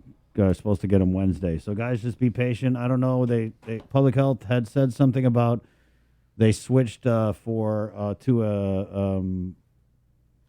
a like an electronic results based thing, right, Jay? Yes. Yeah. Yeah. So the Eventbrite based system here. Joe Sir and I are bringing it up. We're gonna do a screen share. You guys are gonna brace yourself. We're gonna look at Jason Solis's laptop. Hopefully everything is closed. The tabs. Okay, so when you go to tinyurl.com/COVID stops with me, right? So here is the main screen. It's a redirect. You can see down here on the left side of the screen, please fill out the patient assessment form before you get there. It even gives you the download. It's a PDF. All you need to do is just fill it out. That's going to make the process so much smoother because you give it to the public health attendants. They're going to register you. They're going to get you in. And I believe they said the whole process now, they're shooting for sub 30 minutes. For the whole thing. Okay, and then what you need to do on the right side, hit this select a date button. Yeah, today is the 14th, Jay. Yes. And as you can see right there, so now normally if this this little button right, these buttons on the right side, it says sold out right now. That means there have the appointments obviously that means it's in demand. Yeah, they've reached capacity on that. The next day will be Saturday is also sold out. Saturday is also sold out. So next Tuesday for the Tuesday. So Monday's Martin Luther King during the holidays. Sundays they normally don't run anyway. Right. So. Yeah. So if you are experiencing symptoms, obviously if you're experiencing severe symptoms, we and any physician call your would say, doctor. Yeah. Seek medical attention. Guys, get out your oximeter. We had another DOA COVID death last night. We're still trying to get a hold of these dead on arrival deaths. Yeah, so please, if you have your oximeter and you're feeling anything, just be checking that stuff, because from what we're hearing, it's like people are just getting choked out because their oxygen is so low, but they don't even know because they're at home. And so just be checking your thing on the oximeter. And monitor yourself, monitor your symptoms. If you're feeling sick and you want to get tested, but you're worried about this line or the sold out appointments, then just stay home, guys, and isolate yourself. Okay. But the testing is the biggest part of the governor's response to this surge here. It's a test, a track, and treat. Okay. So if you are positive, there are monoclonal antibody treatments available. And then it was interesting because we had Dr. Hoa. He's coming on at 8:30, guys, but we had him on. He was saying for the Omicron variant, there's a different treatment, that the monoclonal antibody treatment that works for the Delta variant might not work for Omicron. And so I know Daniel Perez had interviewed Public Health about this, and they had said that what they're basically doing is they're giving people who are positive the treatment, and if they respond to it, then they're assuming it's Delta. However, if they give them the treatment and they don't respond favorably to it, then they're going to go on the assumption that it's Omicron, the Omicron variant. And then there's a shortage of this treatment for Omicron variant. I know that we have some on order, but it comes straight from the federal government. So it's not like you can go on Amazon and order, give me 15,000 doses. So if you're really paying attention to all these different pieces of information, I mean, it's all the pieces are there for this to just go really bad, really quick. And we don't want it to. So if you don't have to gather, especially on a 3-day weekend, then just, kind of take it easy, especially my fellow 18 to 39-year-olds. We are driving this surge. Okay, and I know it's because you guys are done with the pandemic. You don't really care, but you're spreading it to other people. Stop spreading it. That should be our slogan. Stop spreading it. Okay? Just really wear your mask, wash your hands, watch your distance. If you don't have to gather, don't. If you feel sick, stay home. If you feel sick, go get tested. But if you don't want to wait forever and you're not sure how long it's going to take or how limited they are going to be in accepting the drive-in appointments, then just stay home, okay? If you're feeling sick, stay home. You know what's crazy is this is just anecdotally. I was talking to a friend of mine, and a lot of people are sick right now. Obviously, if you look at the number of positives, you multiply that by like 2, right? Because we're not catching everybody. Not everyone can get tested. But I know a person who was in close contact with somebody who was tested positive for the virus, and they had tried to call in sick to work, but the boss just gave them the hardest time, like, no, you have to come to work, you have to come to work. So there's that part of it too, right, where people, and a real conversation here, some people don't have the leave. If they get exposed or they pop positive to COVID, they got to miss work, obviously, and they just don't have the leave. So what could be happening in some situations is maybe they're sucking it up and going to work, and then that's going to lead to more exposures. I mean, even in Gov Guam, I'd gotten this tip from a staffer over at the Guam Behavioral Health and Wellness Center, and they were saying that they got assigned leave, right? And so that's part of the equation that you don't really think about, right? So if you get COVID, then you have to miss work. I guess in our heart of hearts, we were just hoping that the big bosses would just be so understanding that they know you have COVID, so they're going to go out and comp you those days. So that's not what's happening in a lot of cases. In a lot of cases, people are catching COVID. They're having to miss 5, 6, 7 days of work, and they're not getting paid for it. Okay, and can you imagine, guys, that in this situation where there's no PUA, there's no nothing, people are sucking it up and they're going to work sick. That's just the reality. 7:38, Jason Salas, we can turn it over to you for this next interview with our good friends at Catholic Social Services. Jason Salas, again, this is the link. We're brought to you by Pacific Points, Cabo Enterprises, IT&E, And Jack in the Box, good morning, my friend. All right. Good morning to you, Chris, and good morning to our friends at Catholic Social Services, one of the organizations, one of many, but Catholic Social Services. Very, very turbulent times over the last 2 years, obviously, but they continue their mission, their ministry, and their devotion to helping the people of the island. And Terry Mortera is certainly one of the many people who has kept the engine running. He is the Guma San Jose program manager. Terry, Happy New Year! It's been a while since we've seen you, and so good to have you on the show. I know, it's been a long time. Nice to see you again, Jason. Well, and the tradition, and as I said, the mission to serve and to make sure that there is that the calling and the history of serving very appropriately will continue on Monday, as it will be, of course, Martin Luther King Day, honoring the timeless lessons that Dr. King taught us all as a civil servant. I'm sorry, I didn't hear that last one you said. Oh, okay. I was saying, can you set up a little bit about what's going on with the day of service to honor Dr. King on Monday? Ooh. Well, yes. Well, what's going to happen on that day is that, of course, we're going to be being specific about it. We're going to go ahead and put together a whole bunch of different garden plots at our different units that we have on our facility here at Guma San Jose.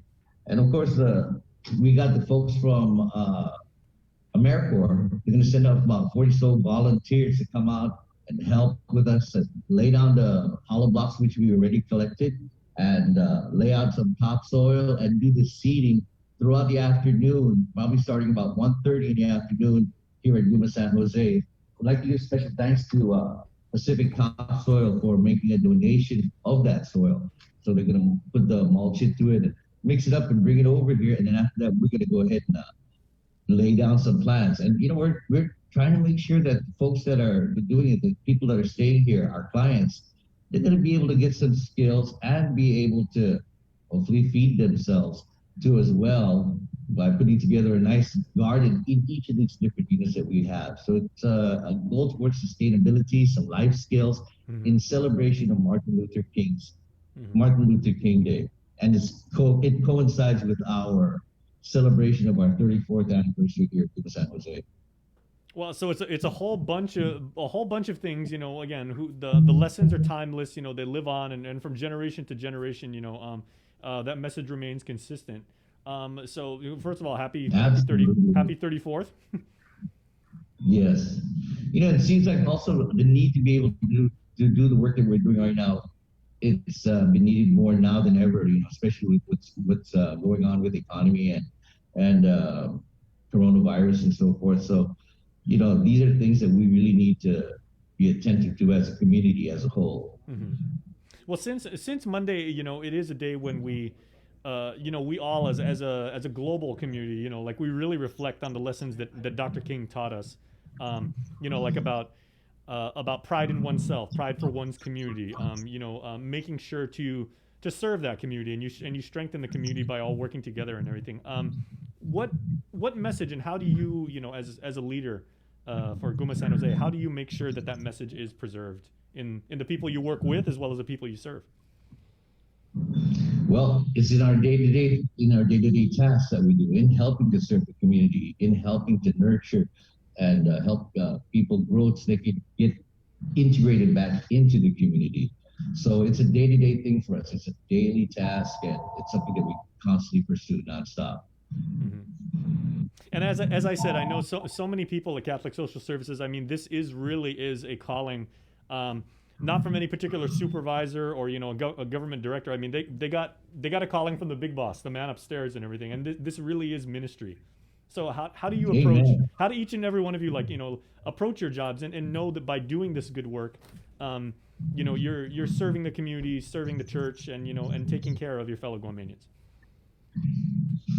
I think when you ask me about how do we approach it, how do we serve it, it's a growth thing. It's just the way we have a set of principles, we have a set of guidelines that come from above, and we just live it. We just simply live it day to day, and that's what allows us to be able to be successful, I believe, in what we do. Because what we do is we ask for guidance and direction, and so far so good. We are being guided and directed, and we're able to help people out there. And like Jesus said, the poor will always be with us. So Amen. We know that this is going to be a non-stop effort. forever. And thank you for bringing that up, Terry, because I know it's also mentioned at least once in the good book that many hands make light work, and certainly the tasks that you are always undertaking are very, very large and require like a lot of labor. So if people would like to, if they feel that they too have the calling and they would like to help out because they see the good work that you guys do, how can they get involved in these times when it's still like kind of weird? Well, there's many ways. In fact, a lot of it has to do with, say, for example, food.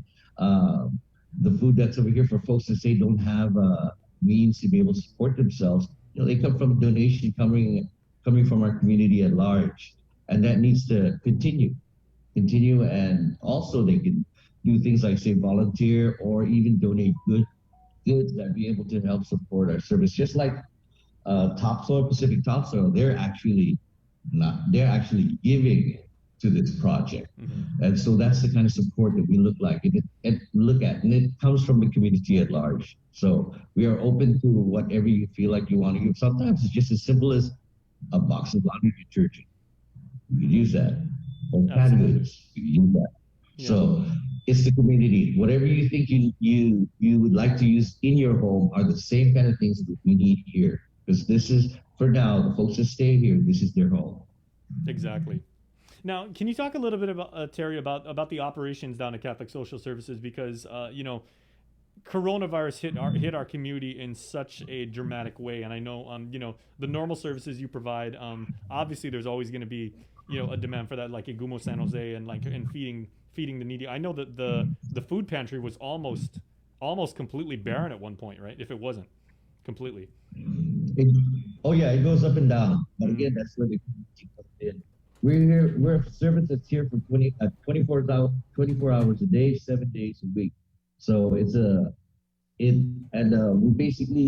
look for helping people who are homeless, and we help them be able to get sustained and be able to get them back into the community. So we've got about 16 or so rooms. We serve anywhere from about 50 to 60 people every month, and we do that by providing them a safe place to stay, comfortable, places they can take a shower. They have beds here, secured, and also social work skills that be able to help them integrate back to the community. Say, for example, they don't have a driver's license. Well, we help them be able to get back on their feet. That if they have bills to pay, for example, help them to figure out ways and how they can be able to recoup themselves from that kind of a situation.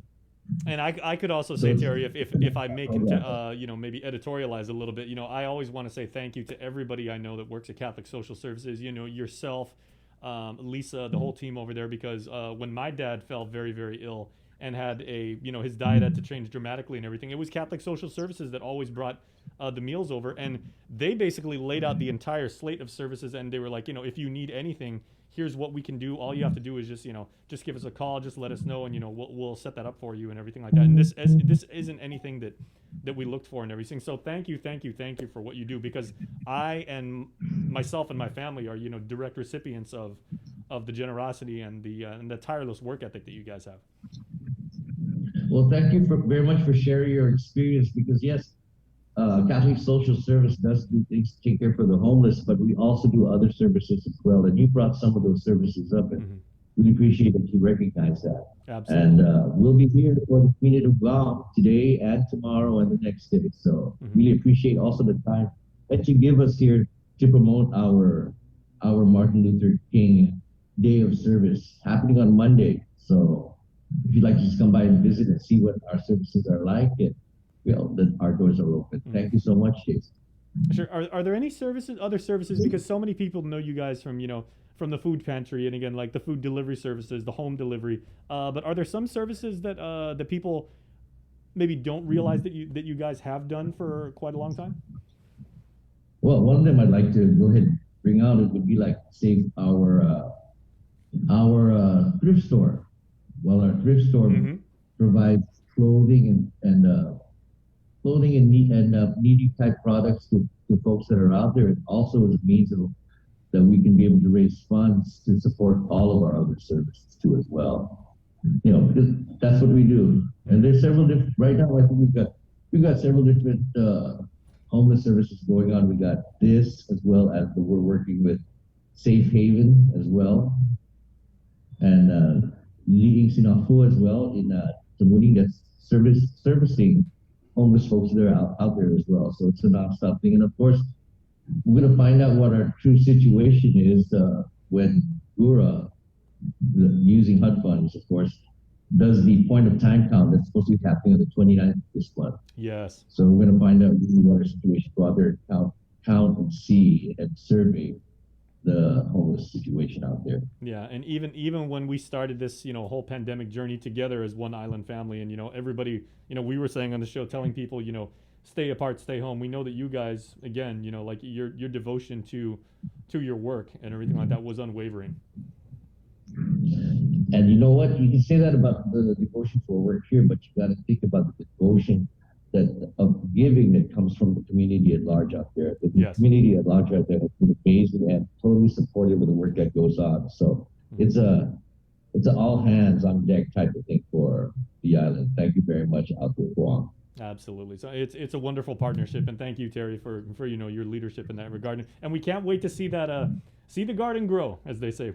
We're very much looking forward to that. Oh yeah, we're excited about it. Thank you. Okay, and although it is on Monday, if we don't see you then, happy Martin Luther King Day to you and to your team, and thank you once again for what you do for our community. Likewise. All right. Have a great day. All right. Good to see you as always, Terry. Terry Mortera from Catholic Social Services, everybody. Fantastic people doing fantastic work. And like we said, the man upstairs is signing off on the performance evaluation. And I think they're getting check plus, 5 stars all the way. Stay tuned because the link will be back. We got more coming up after this. The KUAM Podcast Network is back and on demand, featuring a great variety of podcasts from our island and region, including culture, lifestyle, awareness, crime, politics, commentary, comedy, and entertainment. Available on most streaming platforms. The KUAM Podcast Network. Subscribe and listen now.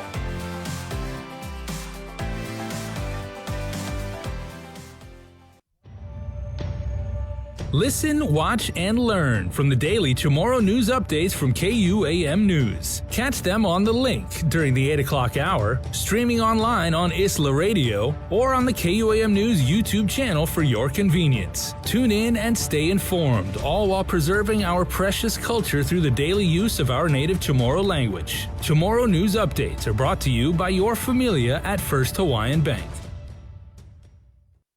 Take in the panoramic beauty of our island each Sunday on the KUAM News Instagram with Scenic Sundays. Scroll through the natural beauty of the island on display. Scenic Sundays on the KUAM News Instagram is brought to you by Addis Trust and Investment, Location, Service, Trust, and Haagen-Dazs Shops Guam, where every day is made extraordinary. We know you're tired of hearing about COVID-19. Some of you are probably wondering whether this is ever going to end. However long it takes, we all have to do our part, including our children, to hold the line. You can protect yourself and your family by getting vaccinated. And if you're already vaccinated, don't let your guard down, because you can still give and get COVID-19. And if you're not vaccinated, remember that if you catch the virus, you could suffer more severe complications. At the end of the day, it's the choices we make to protect ourselves, our families, and our community that will control the spread. We know it sounds repetitive at this point, but again, wash your hands, watch your distance, and wear your mask. Together, we have to hold the line.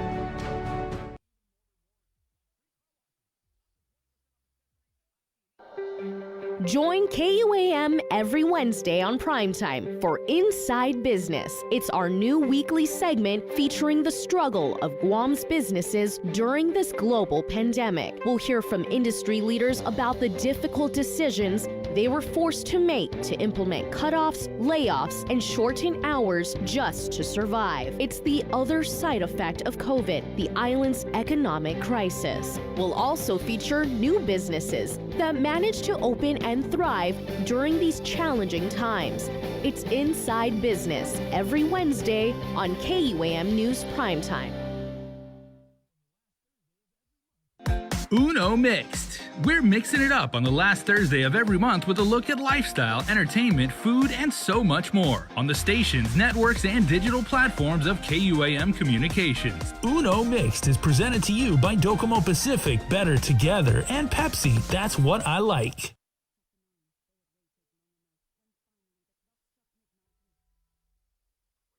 I didn't get screened because I was just afraid of it. I procrastinated. I didn't have any symptoms. I didn't have insurance. I didn't want to know. There were several services that was available to me. I got a mammogram. Colonoscopy. I know in my heart that early detection saved my life. And I just tell people all the time, please go get screened.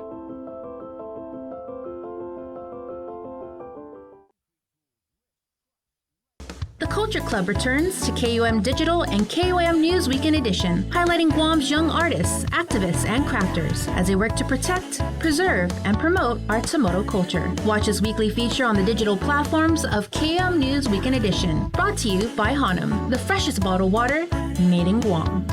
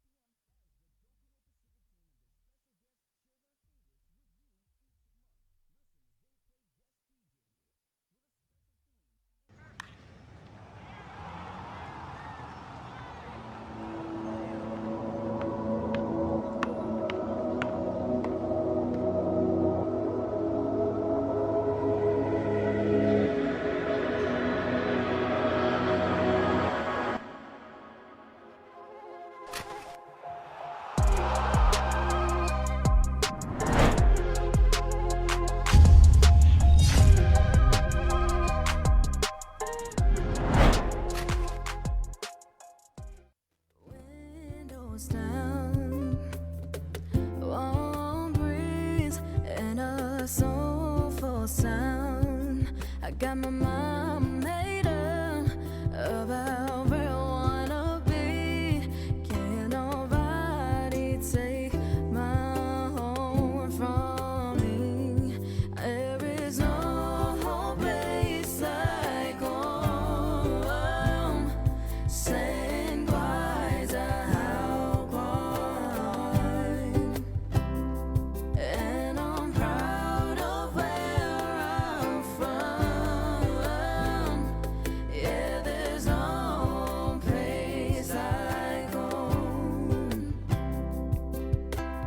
It's Friday. Friday business. Good morning. 400. How many, Jay? 423. 423 positive COVID-19 cases last night. Out of 3,286 tests. Right. Test positivity rate of 12.8%, so basically 13. Yeah, and guys, they're sold out of appointments today for testing at the T10 site, the old Carnival grounds, but they're accepting limited walk-ins. I wish they'd be more specific about how limited the walk-ins are going to be. I mean, obviously, with this surge and the high number of positives, people, again, we saw this in Delta. When they get to a situation like this, they definitely want to know their status, and so that's what we're seeing.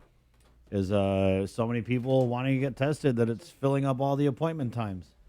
As we went on the website, and it's fully sold out for today and tomorrow, too. Okay, and remember, it's a 3-day weekend with Martin Luther King Jr. Day. That means that, wow. Well, that means that there's a hell of a lot of people who want to get tested today, tomorrow, and are going to have to find another way. I know they're doing some kind of testing at Guam Radiology, Dr. Berg's clinic. But I've been hearing it's been packed there, so I haven't really heard anything from public health about opening an additional testing site, but they have been talking about it, right? Talked about it. All talk, really. Haven't done, I don't mean that in a mean way. I'm just saying, yeah, they're talking about it. And obviously we've needed it, past tense. So, sorry, guys. I don't know what to tell you. I wish it was better. We can do better, though. I believe we can really do better. But it just seems like they're just checked out and you're kind of on your own. Dr. Nathaniel Berg, basically in his interview with Nestor, I'm paraphrasing here, but we just need an attitude adjustment, and we need to realize that how the governor, how Dr. Berg are thinking, they're accepting this high number of positive cases because they believe that it's going to be mostly mild illness, right? And they don't think that, I mean, it doesn't make sense to me, guys, but I'm just paraphrasing again. They think that 500, 400, 300 positives is acceptable. And, knock on wood, I'm hoping that many people with COVID doesn't lead to, an increase in the hospitalizations, which is what they're really watching, right? Is how many people are in the hospital. And has it crept up just a little, Jay, or? Pardon me? Hospitalizations? Yes, hospitalizations this morning, 18. Well, I should say, as of last night, 18, 11 at GMH and 7 at GRMC. 2 people are in the ICU. That's a little bit up from yesterday. Right. 7:59 on the Breeze side. We're KUAM FM, Agutnia, Guam. We'll go ahead and jump over to KUAM TV if you guys are ready. Fix yourselves.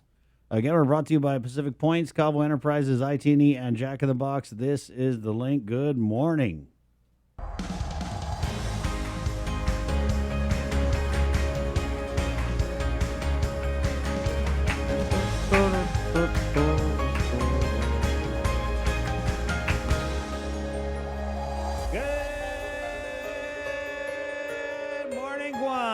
Good morning. Welcome to The Link. It's 8 a.m. on a Friday morning. Coming up, Dr. Ho Wan of the American Medical Center Family and Clinics on the Omicron surge. He heard Dr. Berg's interview yesterday.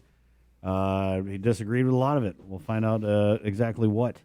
That's coming up also. One Micronesia podcast. We have a sneak peek on this Friday. We do Feed Me Fridays. We got Sports Link. There's a whole lot, so let's go ahead and get right into it. He is fully sanitized. I'm washing my hands for like the 17th time today. And Yes, it's 8 o'clock. Exactly. And he's got the very latest in for Sabrina Salas Mantanani. Brought to you by Pacific Points. This is our 8 o'clock newscast from the KUAM News team. Jason Salas, good morning. Good morning, and good morning, Guam. Good morning, world. Our island community is mourning today after learning of the 274th COVID-related fatality. It was a 66-year-old female who was partially vaccinated, and she was pronounced dead on arrival at Naval Hospital on January 11th. She tested positive that same day. Our thoughts and prayers go out to the latest victim as well as her family. Chris and I were just talking a moment ago, and there have now been 423 new cases of COVID-19 identified. This came from a sample set of 3,286 tests gathered on Wednesday. Remember, the tests, the days that are actually reflected in the JIC report are the previous days. So this is Wednesday's data. Of the new cases, 135 were identified by way of contact tracing. There are almost 3,000 of your fellow Guamanians that are currently isolating because of coronavirus. 18 people, as Chris was mentioning, have been admitted to the hospital. Currently, 11 at GMH and 7 at GRMC. 2 are in the ICU. 10 are vaccinated. 8 are unvaccinated. As far as the largest agency in the government of Guam, the Guam Department of Education confirmed 21 COVID cases involving students and 3 staffers testing positive for COVID-19. The affected schools, which you can see on KUM.com, have been disinfected, and they are ensured to have regular hours of operation today. It's about 8:02 right now, so good luck to all the students and teachers as they go back. We want to remind you, of course, that your Link Update headlines are, of course, always brought to you by our friends at Pacific Points, where you can do more and get more. Pacific Points, a proud sponsor of the Link headlines, and we thank them for that. And with that, we go right into our first story, as home confinement with 2 third-party custodians were the conditions to be met in order for 22-year-old murder defendant John Muliaga to be released from the Department of Corrections. Home confinement with 2 third-party custodians. Those were the conditions to be met in order for 22-year-old murder defendant John Muliaga to be released from the Department of Corrections. His release was met with opposition from the government, but defense counsel Bryson Brazil wasn't having it. Mr. Muliaga has done everything the court has asked of him. The electronic monitoring program was created so that people who are deemed a high risk or who would otherwise be incarcerated are afforded the opportunity to be incarcerated at a home while they are pending trial. And he's gone through all of the necessary steps, Your Honor. The family is in the courtroom, willing to take him in. He will be on a strict house arrest. He understands that. I don't think there's any more hurdles, Your Honor. The court sided with the defense and placed him on a $25,000 personal recognizance bond. He's also been ordered to have no contact with anyone involved in the case, along with the victim's family. He will be released on Friday at 1 p.m. and will be staying at a home in Talafofo. His co-defendant, Fiatagaluia Aki, has been on house arrest in Jigo. Aki faces manslaughter and aggravated assault, while Muliaga faces murder, aggravated assault, and 2 counts of assault as a misdemeanor. The pair were indicted for the October 2021 death of 23-year-old Jaron Wabacker, who was killed after an altercation broke out at King's Restaurant in Tamuning. Muliaga's next hearing will be heard before Judge Alberto Tolentino. The date is to be announced. Our next story deals with the Animal Wellness Action Organization, who we've had on this show a number of times over the past couple of weeks. And that organization is calling for a DOJ investigation into a cockfighting video the group says shows a Department of Agriculture commodities inspector engaging in illegal bird fighting. Wayne Pacelli of Animal Wellness Action in a press conference today showed members of the media a video the group obtained from a confidential source. That features a law enforcement officer working for the Guam Department of Agriculture. So it's deeply troubling to me that any law enforcement officer would be involved in illegal animal fighting. But it's even more troubling to me that it's a law enforcement officer with the Department of Agriculture, the agency that's been allowing thousands of fighting birds onto Guam and enabling cockfighting there. Pacelli says after independent verification of the video is made, he'll forward it to the Department of Justice and call for an investigation. During a press conference today, Pacelli also continued to call out the Department of Ag for shipments of roosters coming into Guam. The vast majority of the birds that have come to Guam are roosters, adult roosters, and there's no legitimate industry.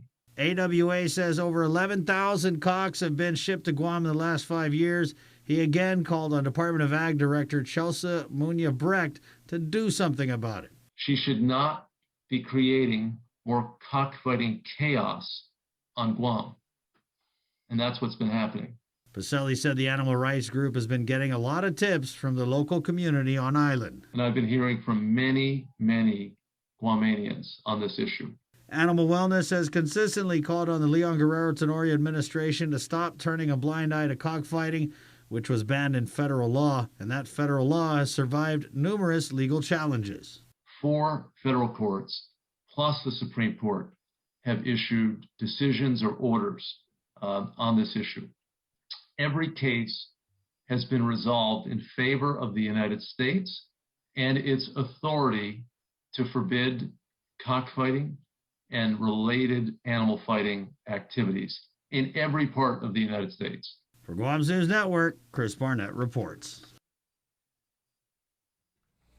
And we stay with animal headlines now, as it's no secret that Guam has a stray animal problem, but island mayors are saying enough is enough, and the Guam Animals in Need organization spoke about the known issue and what could be done.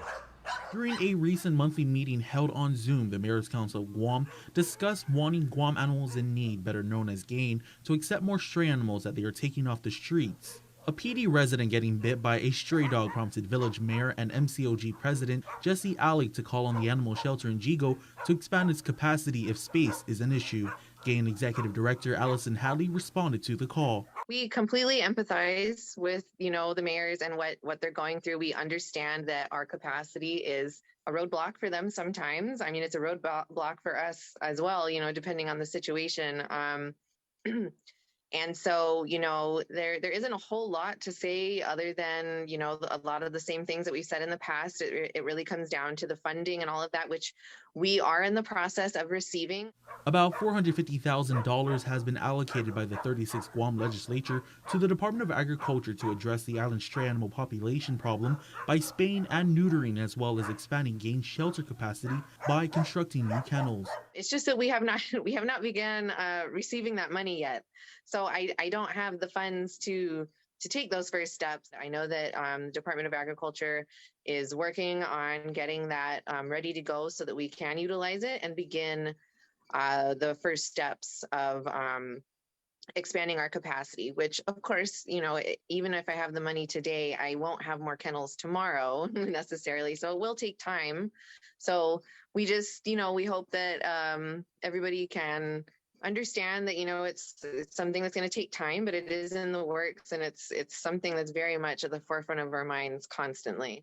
Currently, Gain has 54 dog kennels that can fit about 2 to 3 dogs. Hallie noted that they have also partnered with the Boonie Flight Project to help with the island's stray animal population of 40 to 60,000 dogs and cats. My response is that we are doing the best that we can, and we are following proper guidelines, but while also still trying to be respectful of the animal's life.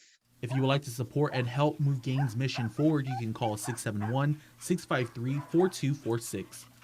Reporting for Guam's News Network, Wahusi Isaiah Uggan. Hannah Devanzo has our next story, noting how the almost 1,000 members that are homeless, residents, I should say, that are homeless on Guam, may have a solution, as Sinahana Mayor Robert Hoffman posed an idea to help those without a permanent place to live on island. According to a 2020 statistic, the United States Interagency Council on Homelessness reported that almost 800 people on Guam are experiencing homelessness. Sinahana Mayor Robert Hoffman posed an idea to help those on island. We've come across quite a few homeless that do want to be reunited with their family members off island. Some of them don't have any more family here. They're the last ones here. They just don't have the means to go. And we know many of them. Through the generosity of individuals, they have been able to reunite homeless people with their family off island. The outcome is undeniable. And they're thriving. When we do follow-ups, just find out where they're at. They're with their sister, they're with their aunts, they're with their brother, and they're doing so much better. They're off substance abuse. They're in treatment programs. They've graduated treatment programs. They actually have stable jobs. And so we know that when you have that support system around them, they do better. The government here on Guam has a mileage bank specifically used for medical travel. Mayor Hoffman requested access to this bank to benefit homeless people. According to Lieutenant Governor Josh Tenorio, this is a possibility, but will need to go through the legislature. Basically, what I think what needs to happen is we need the legislature to amend the statute and allow authorized use for the mileage program for homeless individuals. It could be certified by the coalition or through our process, right, with the OHAP, to go and utilize the mileage program for their reunification off island and I think their stabilization. At this time, Mayor Hoffman plans to make a motion for the interagency to make a recommendation to the legislature. This would give access to the mileage bank. The next meeting will take place on Thursday, February 10. Reporting for Guam's News Network, I'm Hannah Devanzo. Well, the Sinamai governor in regional headlines says he's done nothing illegal, and in his news to his impeachment late yesterday, he says lawmakers backing impeachment are driven by hatred, trying to spread misinformation. Sinamai Governor Ralph Torres says he hasn't done anything illegal. In his response to the news of impeachment late yesterday, he says the lawmakers backing impeachment are driven by hatred. This process has also created an environment of severe division in our community. Our neighbors, our friends, have now become families. Torres is now the second governor in the NMI to be impeached. In 2013, Governor Benigno Fitiel resigned after the House impeached him and before his Senate trial. However, Torres says his case is different, and at a recent press conference, Torres told media he's not resigning. At the end of the House session yesterday, the Republican lawmakers who did not vote for impeachment spoke out. The timeline of this investigation is flawed, and I wish there was thoroughness over expediency. This was not the case today, so I dissented. Republicans backing the governor for re-election want more time and documents, asserting that the 2 years' worth of investigations is not enough. I think the most pressing question that has been left unanswered is why hasn't the public auditor or the Attorney General addressed any of the JGO's claims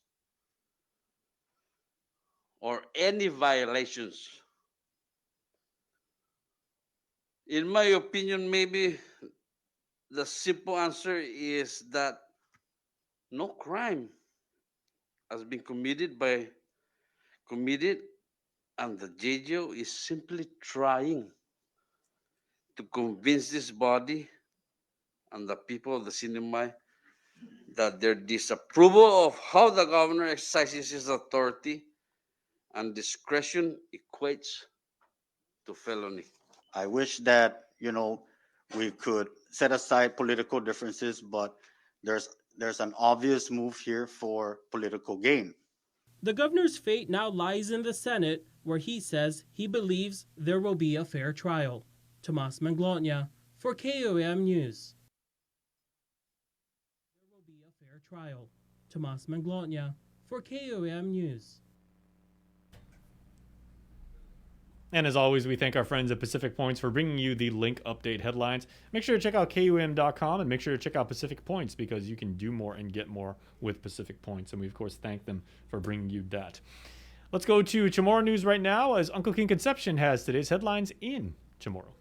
Buenas tardes, tiget suntung ifinut Chamorro ni KUM News. Presenta ni Familian Mizo gi First Hawaiian Bank. Confirma ni Guam Memorial na hospital nagwahasya gizon niya staff maninazi ni COVID-19. Ilan yung spokesperson para hospital si Mai Habib na 34 man positibo gi staff gwini. Gyunremo na kinahuli COVID. That just sa man masaydi para obira siya tatigitsetso niya. Ilan yung mas na nuevo na yung nasgayon ni Centers of Disease Control and Prevention sa ni Departamento ng Salud Publiko. Siya esti siya man masaydi después ng 5 días na isolation. Da sedi mas para mabira siya tatiman na sotso. Pareo esti sa nadya reglamento siya ni Talili entre Estados Unidos nung magpadede sila kikinahulog tinatmin COVID-19. Sana di mas adim na natmin na virus ni Omicron. Masasangan siya Habib na staff ng ospital sa mapatututoy din na sinan niya para manasiguro na makontinya yung operation ng ospital para siguro dat at mas tatikulo na kalidad tinatan salud.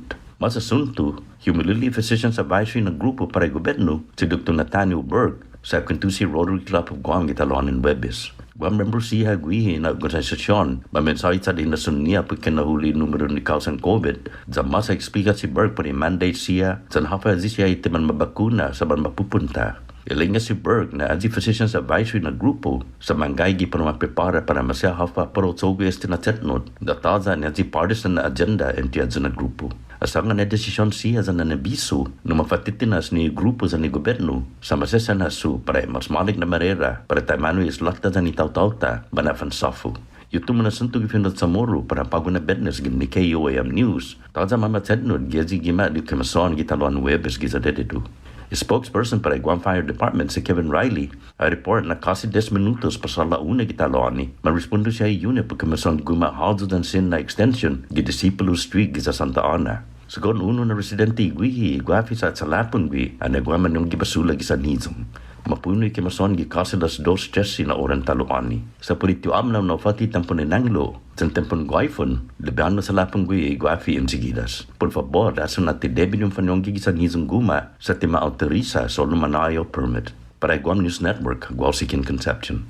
Yasuto ifinut sa moro sa presenta sa ninafato ni Familian Mizo gi First Hawaiian Bank. Say hello to the First Hawaiian Bank mobile app, where you get smart insights into your finances so you can make smart decisions with your money. With a daily personalized feed, you can compare your monthly income to spending. That's better. Discover where your money is actually going. You might be surprised. See what's essential and what isn't. The more you use the app, the smarter it gets. With insights from the First Hawaiian Bank mobile app, it all starts with yes. And since it is Friday, we're going to give you a look back at the week in Island Athletics. Here is Dave Delgado with your Sports Link report. Sports Link is brought to you by Mariana's Irrigation and Landscape. Championship basketball from the Jungle Academy in Ukudu meeting up in the McDonald's High School Basketball Classic. Girls preseason title up for grabs. Cougars with the 16-point lead at halftime, up 36-20. Academy starts the third quarter with back-to-back scores, extending their lead. Amaya Fontanilla with the rebound for Ukudu takes it right back up in traffic. Fontanilla with back-to-back buckets for Ukudu. Dribble handoff from her sister Alea. Pull-up three from the yellow line drops in. She finished the game with 10 points. Academy holding on to the lead 41-27 with 4:20 and running in the third quarter. Anika Almar to Ari Takero baseline for the short jumper. Cougars worked the ball over to the corner for a wide open three by Oriana Sevilla, who knocked down 4 shots from long range. Mia Titano drives left and gives it up to Mika Terlahi, who beats the buzzer on the final play. Basket's good and the foul as time expired in the third. Terlahi put up 12 points for Academy. Coco Paulino running on the break. Assist from Micah. Paulino led Academy with 15 points. The Lady Cougars went on to win 72-36. Nice steal by Coco with the assist to Micah for the short jumper here. I've always known throughout my high school career that my job is to shoot and also to trust in my teammates at the same time.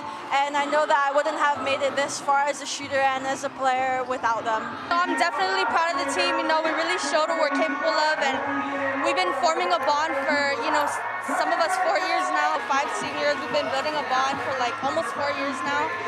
And I think tonight we definitely showed what we're capable of.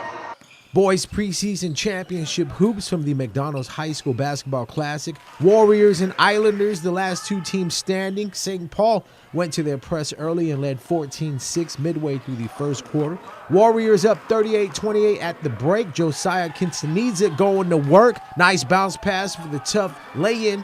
Justin Lazama catch and shoot from long range. He's cashing in for 3 points. 56-42 Warriors heading into the fourth quarter.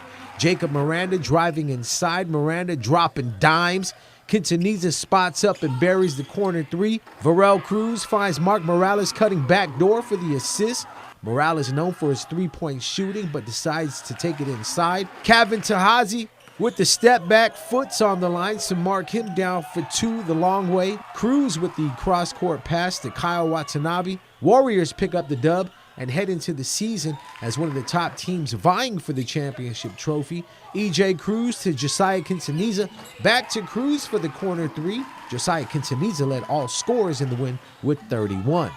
Keeping with basketball news, the UOG Tritons men's team is suiting up 7 players to compete in the Take It to the South tournament.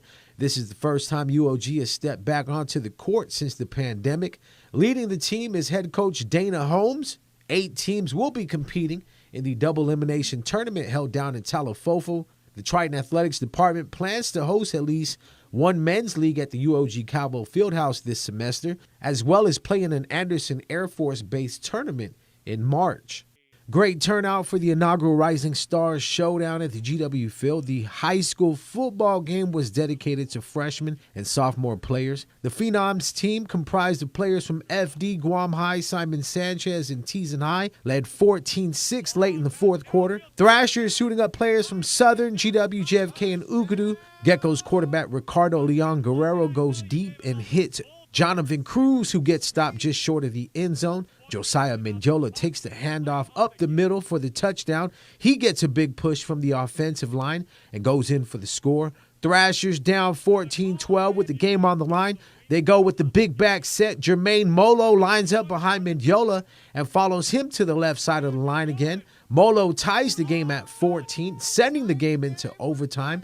Phenoms defense hold it down on 4 straight plays and ended with a Deshaun Bird touchdown run for the 20-14 win. Guam Football Association President Valentino Sengil and General Secretary Joseph Peda signed into effect the GFA Internal Organization Regulations, an official document outlining the structure and duties of GFA committees during the 2022 GFA Committee Induction event held at the Hilton Guam Resort and Spa. Signing the GFA Internal Organization Regulations into immediate effect is a crucial step in professionalizing GFA's operations through the support of the organization's standing ad hoc committees, said Joe Cepeda, GFA General Secretary. Congrats to all of the rugby players from across the nation who were selected to participate in the National Collegiate Rugby's All-Star Shield Challenge. Dartmouth men's rugby player Matias Calvo was selected as one of many players representing teams at the Division I, Division II, and small college level. Calvo was on the New England Independence Red roster who are one of 8 teams competing January 15th through the 16th at the Aviva Stadium, home of the Houston SaberCats. Fans can catch the stream of the game at ncrugby.org. Puget Sound swimmer Jaden Francis started swimming in middle school when his father was stationed in Las Vegas. He moved to Guam in 2018 and started swimming with the Manhoban Swim Club. Jaden's events include the 100 and 200 meter free and 100 and 200 meter butterfly. Coaches here at Manhoban, they took me in with open arms, and since then my swimming kind of just really took off from there. You know, I was able to drop time. I learned a lot from them, a lot of experience gained, learning how to lead, a lot of mental toughness that goes in with that, and that's just how they've trained me. With the closures of the Agana and Dedido swimming pools, our local swimmers had to take their training sessions to the beach and PD Channel. Training in the ocean, it's really helped like my mental toughness throughout the years. That's something that I always used to struggle with, like in my career, just that mental aspect. So once I kind of got that down, just learning how to cope with tough environments, learn how to deal with adversity. That's just really like helped in the last few years. Francis is in his first year at the University of Puget Sound, located in Washington. His goal is to one day represent Guam at the Olympic Games. Since coming here, the people of Guam have welcomed me with open arms. I love the culture. I love being a part of this island. My dad's been in the military, so we've kind of been like moving everywhere since I was young, but this is truly like a place I call home now. Yeah, so I want to compete on the national team one day, hopefully in the Olympics. I think my mindset going in through that, just working hard, getting better day in, day out. I'm here in the pool day in, day out, working on my craft, represent Guam to the best of my ability. Now for some programming news. Sunday, January 16th at 7:30 in the morning on KUAM TV 8, NBC Sunday Night Football NFL Wildcard Playoff game between the Las Vegas Raiders at Cincinnati Bengals. Then on Monday, January 17th at 11:15 in the morning, KUAM TV 8, more Sunday Night Football for you. Pittsburgh Steelers at Kansas City Chiefs. SportsLink is brought to you by Mariana's Irrigation and Landscape. Do you feel like you're missing out on something? Make life more rewarding with Pacific Points. Earn and redeem points for bill rebates and free load at IT&E, discounts on fuel at Shell, vouchers at Foodies, and United Mileage Plus miles. You can even pay with Pacific Points at IT&E, Shell, and Foodies. Pacific Points. Do more, get more. Mariana's Irrigation and Landscape Superstore. Stop on by and visit our showroom today. We offer everyday low prices on all major outdoor power equipment like bush cutter, chainsaw, power washer, generators, and more. Need service, repair, maintenance? Well, check out Guam's best superstore only at Mariana's Irrigation and Landscape, located in Barragata along Army Drive between Submarina and Besta Market. Call 735-7446 for more information. Now shipping to surrounding islands. Mariana's Irrigation and Landscape Superstore. GU Self-Storage, conveniently located near the Harmon McDonald's. We offer affordable rates, online payments, and auto bill pay for your convenience. Plus gate access daily from 6 a.m. to 9 p.m. Call us today at 648-7867 for more information.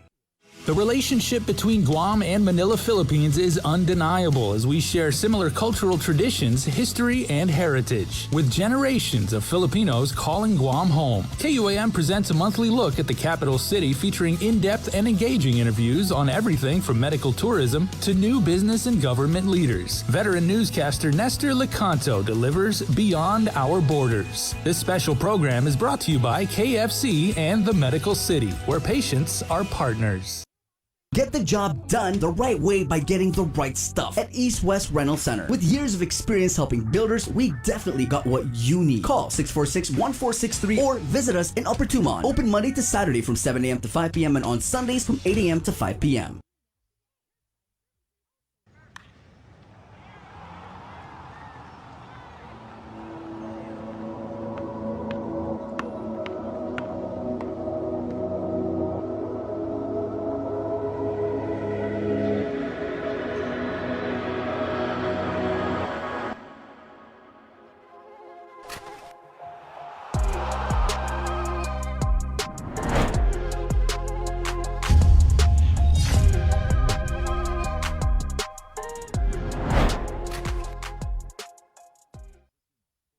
See what's on TV tonight with schedules, network news and notes, local promotions and giveaways on KYM Communications social media pages. Like and follow us on Facebook or Instagram now for all the latest and never miss out.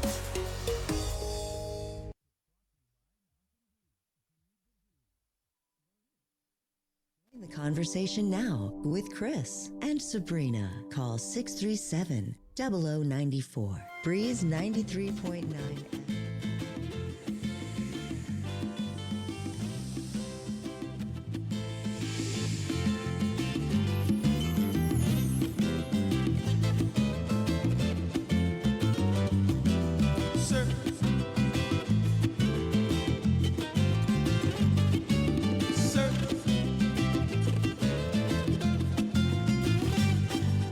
Surf is the only way I sail. Music in the ocean day by day.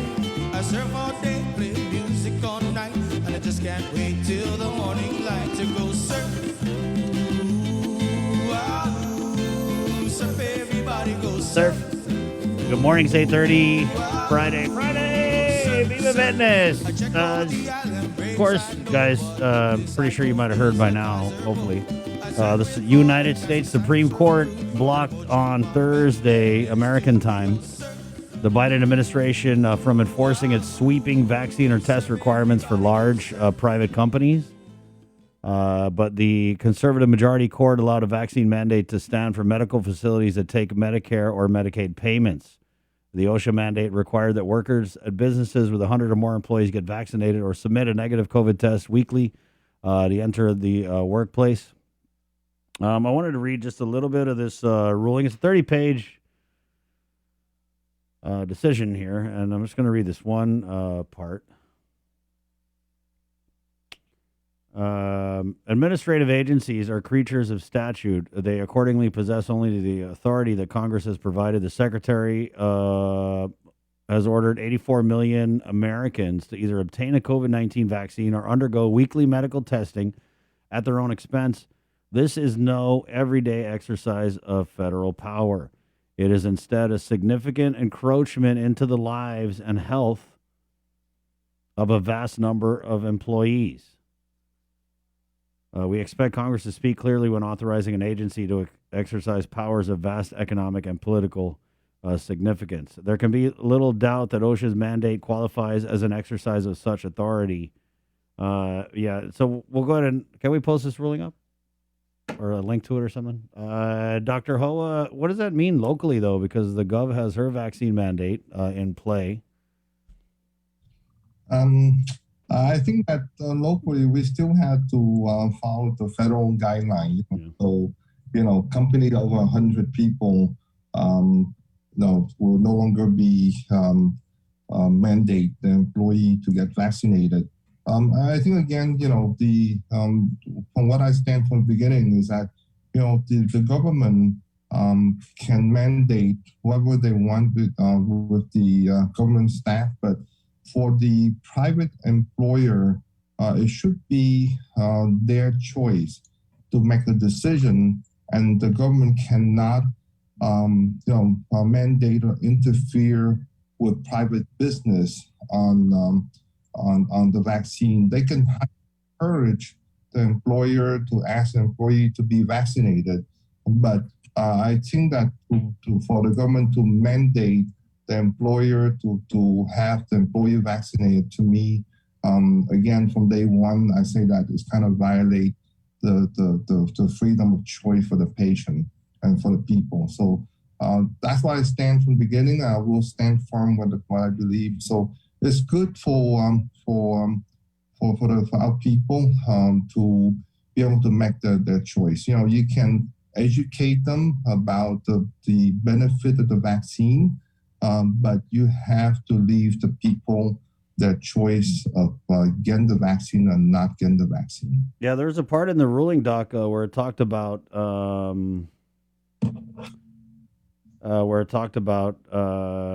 where COVID is spread, and it was saying something like it's not really happening in the workplace, and where it does spread is at home and in gatherings and all that. I thought that was interesting. But, I brought you on, Doc, because the Physician Advisory Group chair, Dr. Nathaniel Berg, he did a long interview with Nestor Lecanto yesterday. And I know you caught that interview. I felt it was the takeaway I got from it was that there are no new restrictions in place, and that Dr. Berg had kind of made the argument that we're going to see 400, 500, even 600 positive cases, he had said, but he felt it was going to be okay, and that with a little luck, we would be out of the surge by February 1st. And so let's just go in and your response to the interview and the comments that Dr. Berg has made. I'm still very much worried just because I tell you, I think Dr. Berg and the rest of people that say some on the radio is that Department, none of them really take care of COVID patients. They really need to be candid for that. As a primary care physician, we see sick patients and we take care of sick patients. I think that I totally agree that Omicron have milder symptoms than the Delta, and the chance that you end up in the hospital is much less. But you have to worry about the long-term effect of having infection from COVID, right? For example, the long COVID syndrome that we hardly talk about, and we see those patients in our clinic and they're miserable. They recover from the symptom of the infection fine at the beginning, okay? But when they recover a few weeks or a few months later, they have shortness of breath that progressively getting worse, and that might be a lifelong symptom. We have two pulmonologists on island, okay? Dr. San Agustin at GMC and Dr. Julie Nagan, and their schedule for long COVID syndrome is about 3 to 4 months out. Wow.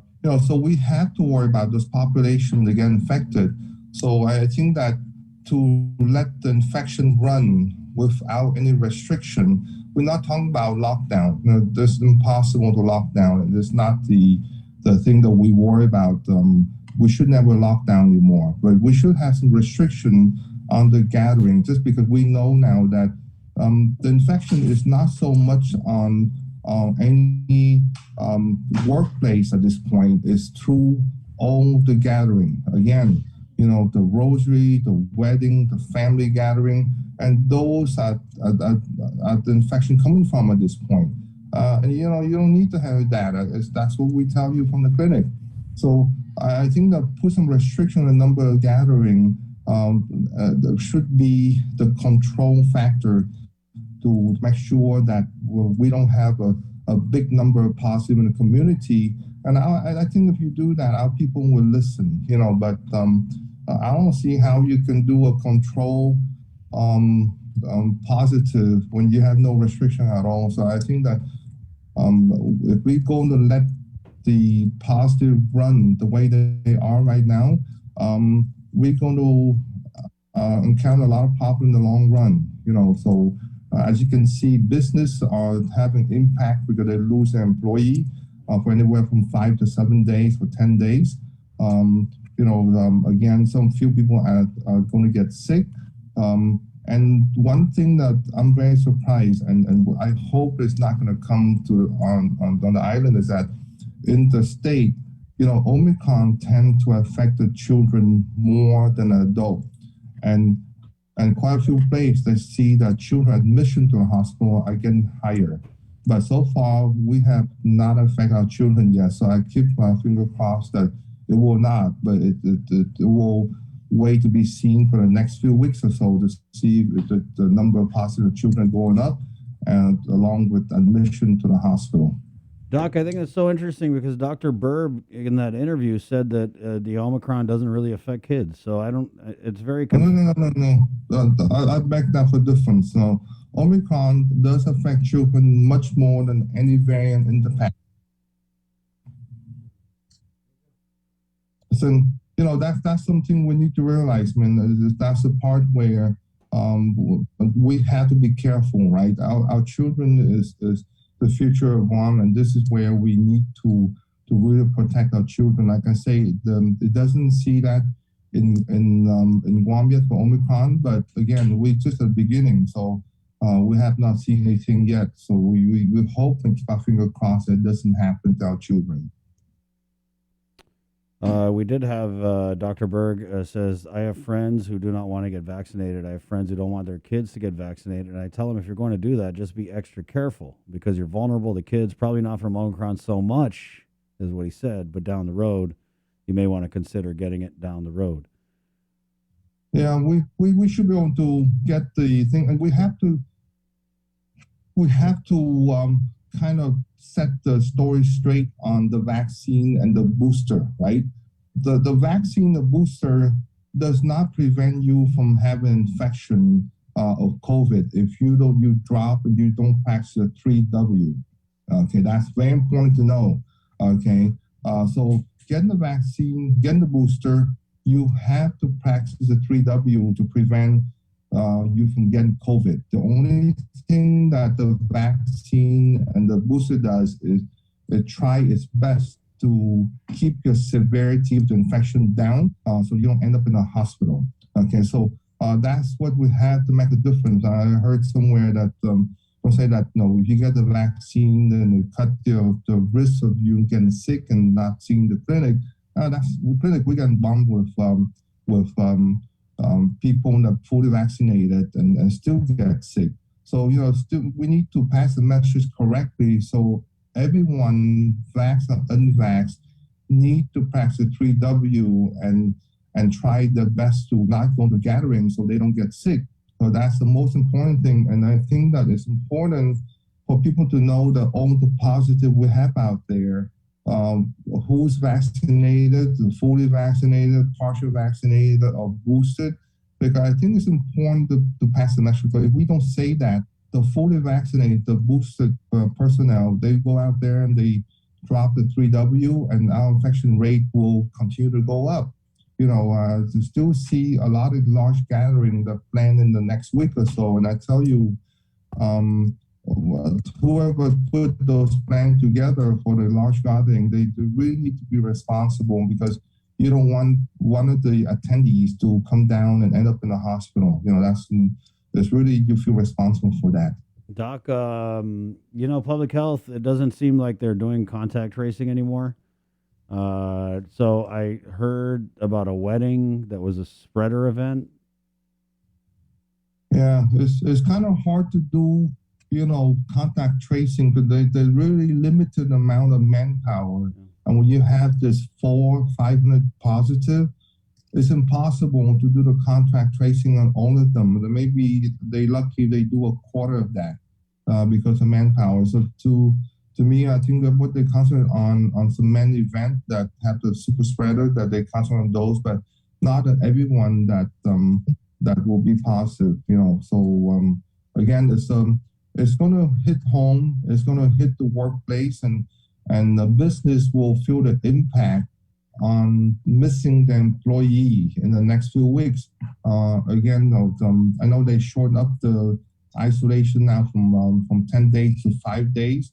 But they're still going to miss some employee at the workplace. And again, I hope that when they clear people to go back to work after 5 days, that they actually talk to people, make sure that the symptom improves before they clear them, because they don't want to send the employee back to work when they're still sick, and then there's a possibility they're still infectious.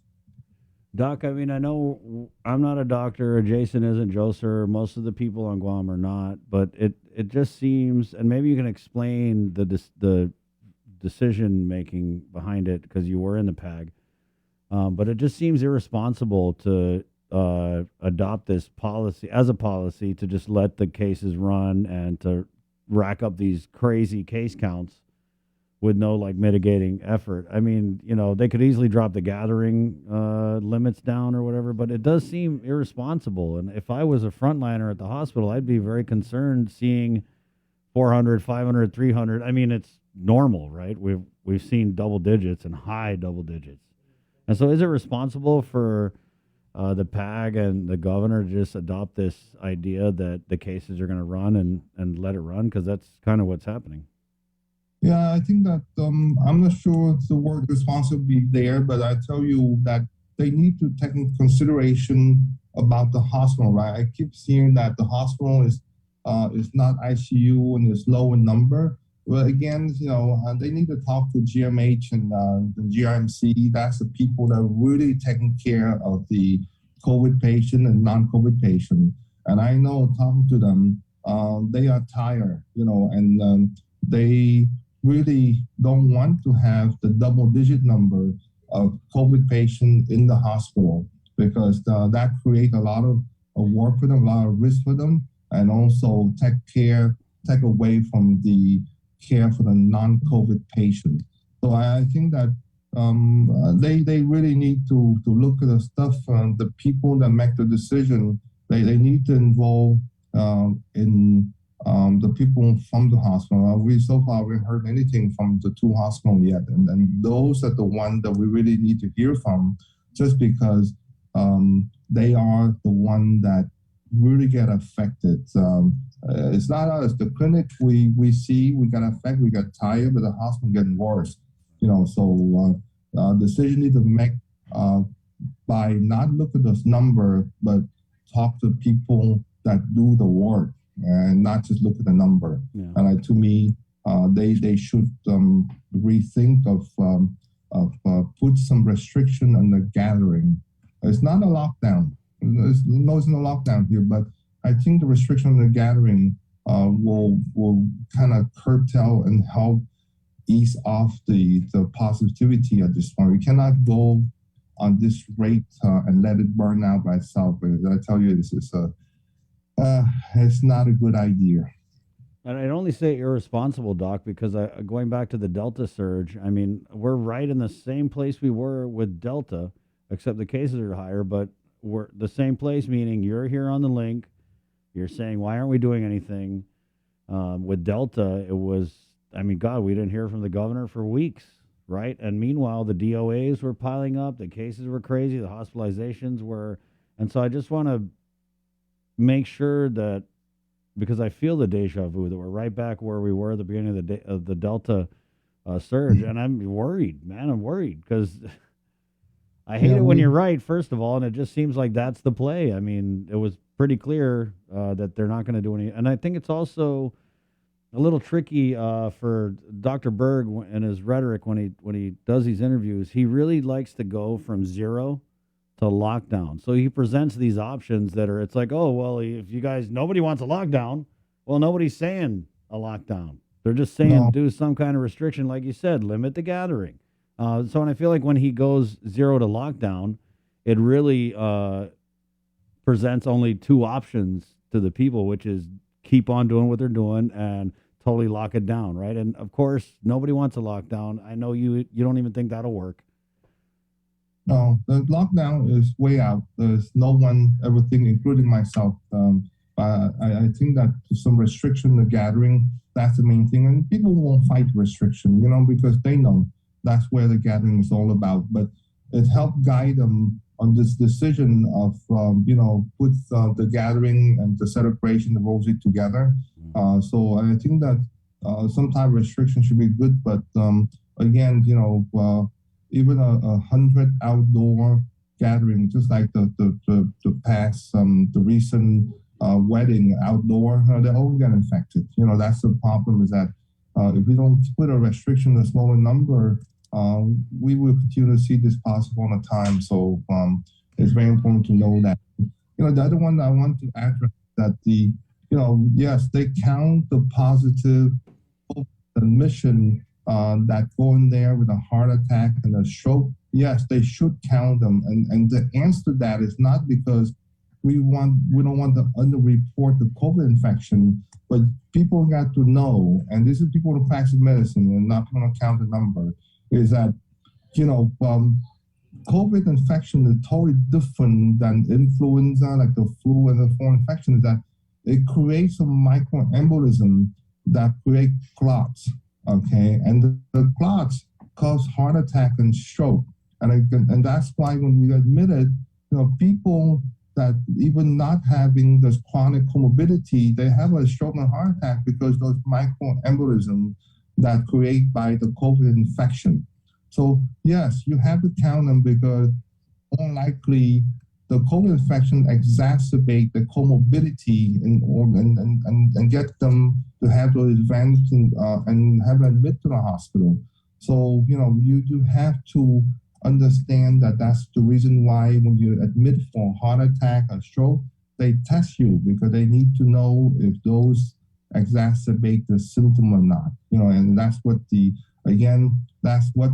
etiology for the long COVID syndrome was the lung problem, because yes, those microembolism affect your lung and cause you to have shortness of breath. So yeah, this virus is amazing. So we have to pay attention to those things and get the right message out, rather than have a mixed message. So just people to kind of limit their gathering and just be responsible. I think and practice 3W, vax or no vax. You should be the 3W and treat the same. Doc, what you just said, I think that was really crucial because people talk a lot about that. And I think Dr. Berg had also talked about that in saying that, yeah, people go to the hospital and we test them for COVID, but they're in for something else. But that was so basic what you just said. You test them for COVID because if you're getting admitted for like heart trouble and they test you for COVID and you have COVID, that means that your whole treatment totally changes because you have the virus, right? That's basically what you're saying. Yes, it's very, and you had to be careful because if you look at the record for admission, every one of them were placed in some type of blood thinner just because the microembolism will exacerbate them. You might not have kidney problem, but when you get admitted, you might have kidney failure. So you might have a heart attack just because the microembolism occur during those infections. So you have to know in order to provide the appropriate treatment for the patient. Doc, during the Delta surge, when the governor's office wasn't really doing anything and they were letting the virus run rampant, right, and the bodies were piling up, we saw the businesses, rather than react, they were proactive and they placed restrictions on themselves. Do you think that we're going to see that again as we get deeper in this Omicron surge? I was hoping that they do. I mean, again, it's not a lockdown, okay? It's some restriction for the number of gathering. I think it's important to do that, to me, I don't know if they're going to do that or not, but I hope and I wish that they do. I think there's not much complaint on the restriction, though. No. In a restaurant, with 100%, the restaurant require you to wear masks when you come in, and the only time that you take the mask off when you eat. So it's kind of controlled environment. But when you have unrestricted gathering and you have no mask control, that's where the super spreader is all about. And and we will continue to have long line of tests and a whole bunch of positive. If we don't put the restriction together. And yes, it will burn out. And it's going to take a while, and when people will get affected, either physically or business-wise, they will get affected. But Dr. Berg said February 1st. It's not going to be February 1st. So it's going to be for at least several weeks. So if we're lucky, it doesn't last as long as the last one, but I don't know. It's going to be at least from 4 to 8 weeks out there. But February 1st is I'm most likely it's not going to happen. Doc, I wanted to get your reaction. Can we pop that up? So public health, they switched the appointment-based testing, and we've just been getting so many complaints about people not getting the results. People having to line up for the walk-ins. And so I don't know if you saw this, but my boy Jay here tried to book testing for today and tomorrow, and it's sold out today. It's sold out tomorrow. It was sold out yesterday. We're going to a 3-day weekend. Martin Luther King Jr. Monday, holiday. I hate to keep asking you the same damn question, but do we need to be doing more to get our people tested for the 80 millionth time?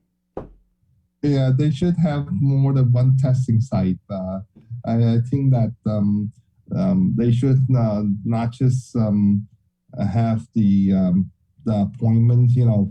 Appointment can be from different things, right? Can be from close contact, can be from mandate from the employer for you to get tested. So when you do the appointment, you take away the real sick visit.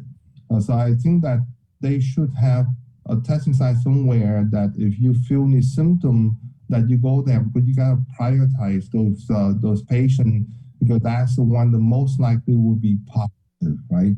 So they should have an approach in a totally different way rather than lump sum everyone into one place, and you kind of might lose the symptomatic patient that cannot have the appointment. So just like you say, today's old book. So what happened to the rest of people that might be symptomatic that can't get in? And the more the delay that you have to identify them positive, and they're going to walk around and spread the virus further. So if you have 400 something yesterday, for everyone that positive yesterday, there'll be at least I'm confident about 2 or 3 more out there that positive that not been tested, and it's going to grow like crazy exponentially if you don't catch those 2 or 3 that have not tested yesterday. Doc, can we talk a little bit about the long COVID? This is a condition where people have got COVID, right? And I mean, you had mentioned even very athletic and fit people, they catch COVID, but they continue to suffer negative effects from that infection. I mean, months, year down the road, right? Yes, and it doesn't happen. It's a small subpopulation that people don't have the long COVID syndrome. Again, even after the infection, you continue to create this microembolism that cause liver clots that might affect your lung, your kidney, and your heart. So people come in from the most common is they have shortness of breath. They walk just a few steps and they cannot breathe. That's it's a long lasting symptom that you're going to have. And again, you have 2 pulmonologists on island, one at GMC and one in our clinic. Their waiting period is about 3 to 4 months before we can get in there and see them. And it's not a good thing. We have to know that, because those people almost disabled by the time they get that, and it's very sad to see young people that have very mild symptoms and recover from COVID, and suddenly they come in a few weeks later and say, "Doctor, I can't walk. Every time I try to do something, I cannot breathe." It's a long workup, but we have limited specialists on the island to see them. Doc, and so you're seeing a lot of these cases of long COVID? Yes, we see a lot of these cases in our clinic. And again, they are waiting in line to be seen by the pulmonologist. And in certain cases, when people have other comorbidity, that the condition get worse, we have to call and kind of ask a favor from the pulmonologist to see if they can see the patient sooner rather than wait for 3 to 4 months. Oh, goodness. Yeah, this guidance, Doc, I know the CDC. I saw this skit. There was this comedian. He did a skit on the CDC guidance, and he said CDC stands for changing decisions constantly, right? So now... No, they have the purpose. They written somewhat. I wanted to ask you about this one, Doc, though, because this just popped up in my Google. God, and I just hope it's fake news, but I want to ask you, I don't know if you've ever heard anything about coronavirus lingering in the male sexual organ and maybe causing impotence. Well, again, that's probably stemmed from the microembolism that the COVID infection can create, right? So anything your eye, your sexual organ, that is all about small blood vessel, right? So yeah, I mean, I don't think I heard anything about it. Right now, the only thing that we heard about. Oh, let me send you some links, Doc. Hold on, because I just about the shortness of breath, and you can use Viagra or something like that. It probably will affect Doc, that's the other medication you get from Pfizer. Yeah. We're trying to people are way too much on Pfizer these days. Yeah, Doc. I mean, I just sent you to it. There was an article. I mean, it's not the most credible news outlet, but the New York Post, they ran a story. Man claims his penis shrank 1.5 inches due to COVID. And it has what the doctors in this article are saying. There's a few. It's even on WebMD. What they were saying was, you're right. It's because the blood vessels flow. Yeah. Well, you guys know the rest, right? So again, for our people, when they get admitted to the hospital and they have a heart attack, a stroke, or what infection, it's important that they test for COVID, because again, that's the reason why they have to know, because the treatment is different. So it's not to not undercount COVID infection, okay? Doc, so is this going to be our next vaccine and booster campaign? You don't want your organs to shrink if you get COVID, so go out there and get I'm telling you, that would work with the guys. Yeah. Jay's like, can I get a booster just to be safe? But the vaccine, the booster is very important. It does decrease the risk of severity of the symptoms. So I highly encourage people to get the booster, but again, don't forget your 3W, okay? Thank you, Doc. You're welcome, guys. Be safe. Yes, Jinx. Yes, always. Be safer, Doc. I think be safe. It's played out. People don't even hear it anymore. Let's say be safer. And buckle up, okay? Buckle up for the Omicron roller coaster. Well, we're on it. It's too late. Can't get off. Things moving. Thank you, Doc. Right on. Dr. Hoa Wen. Yeah. Oh, I definitely don't want to catch COVID now. Did you find that article, or did somebody send it to you? Very funny, Jay. Very funny. Yeah. I saw it on Twitter. And yeah, so this All I got to do is hit Control H and look at your browser history. Hey, come on, man. We're on to you, Barnett. Oh, man. No. I mean, but it's no. This is out of Health Day Reporter. Men now have one more compelling reason to get a COVID-19 vaccine. Doctors suspect the new coronavirus could make it hard to perform in the bedroom. How? Coronavirus infection is already known to damage blood vessels, and vessels that supply blood to the penis appear to be no exception.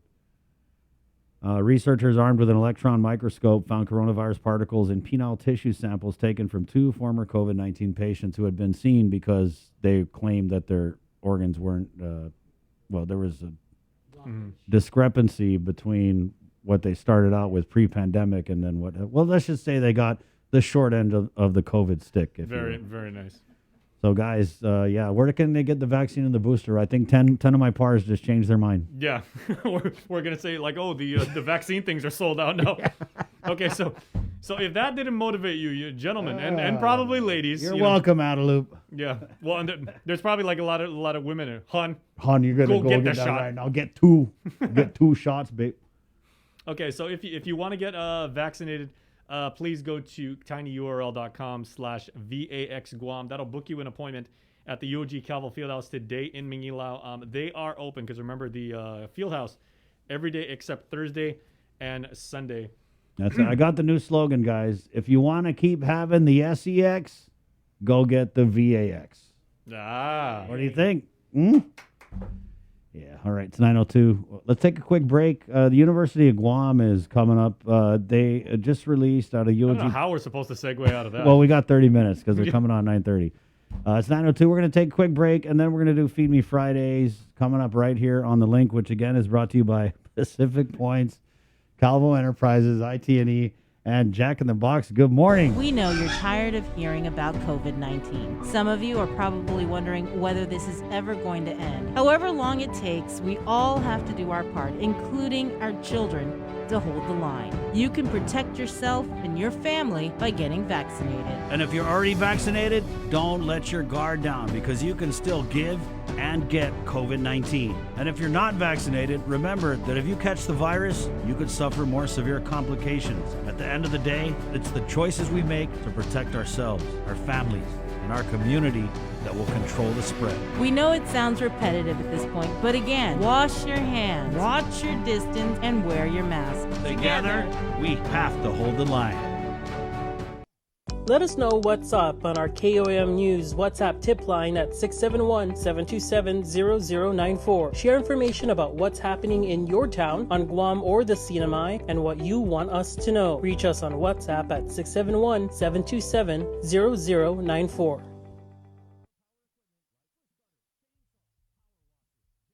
The world of television is more exciting than ever. Don't miss a minute of special presentations from NBC on KOAM TV8 or from CBS on KOAM TV11. Every month, we'll bring you the fun and excitement of award shows and red carpet moments, special series presentations, and other great network programs. Brought to you locally by King's Restaurant, Ruby Tuesday Guam, and Docomo Pacific, giving you more reasons to tune in and turn on. Fall in love with TV again with the best from KUAM Communications.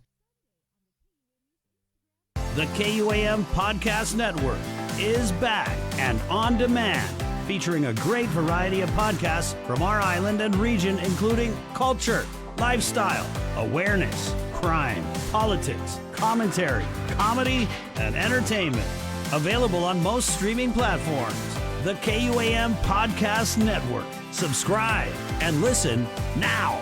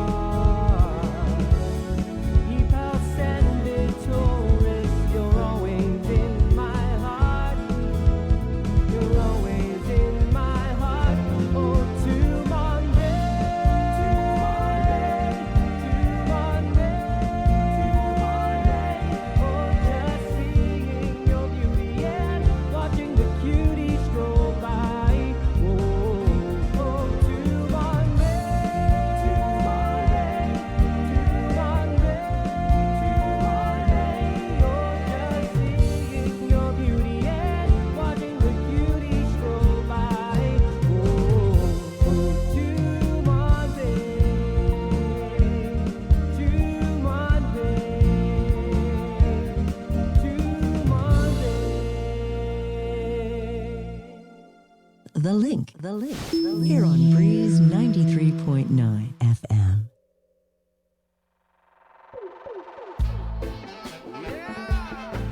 Well, greetings to the ones and the voices in the one car driving through, you know. Yeah, man, telling them keep it at 1,000 at all times, yeah. Keep it real with yourself. Don't ever let no other man take you for what you worth, no. You got to keep it 1,000, brethren, no matter how far you go. Don't listen to no hater, I will never cater like a slave to you.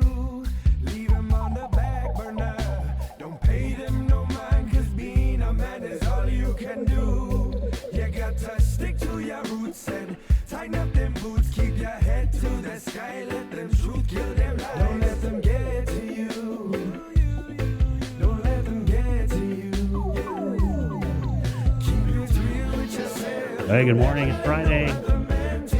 Friday, whoa! Thank you, Facebook Live. Oh, yeah, thank you for your comments. Oh, whoa. Public service announcement on coronavirus and its effects on your tissue. Yeah. Guys, I'm sorry. It's the real thing, dude. It's on the internet. Yeah, no, That's it, and you see when you it's ask, it's on the internet, Jay.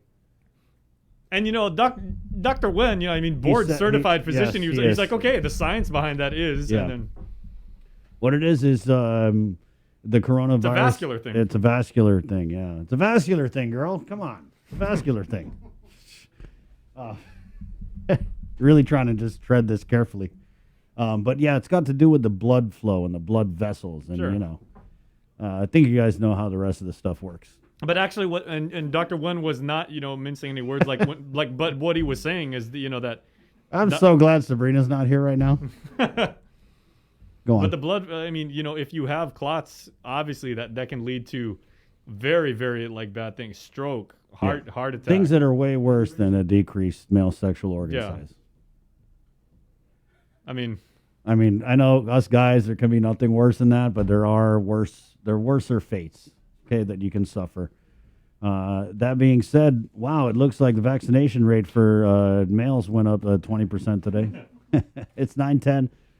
Let's go ahead and do. You did that. Thank you. You're welcome again.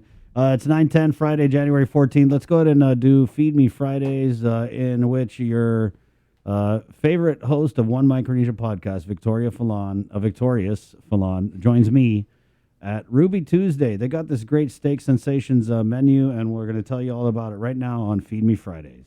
It's Feed Me Fridays on The Link, brought to you by King's Restaurants, Ruby Tuesday, Guam, and Devondale.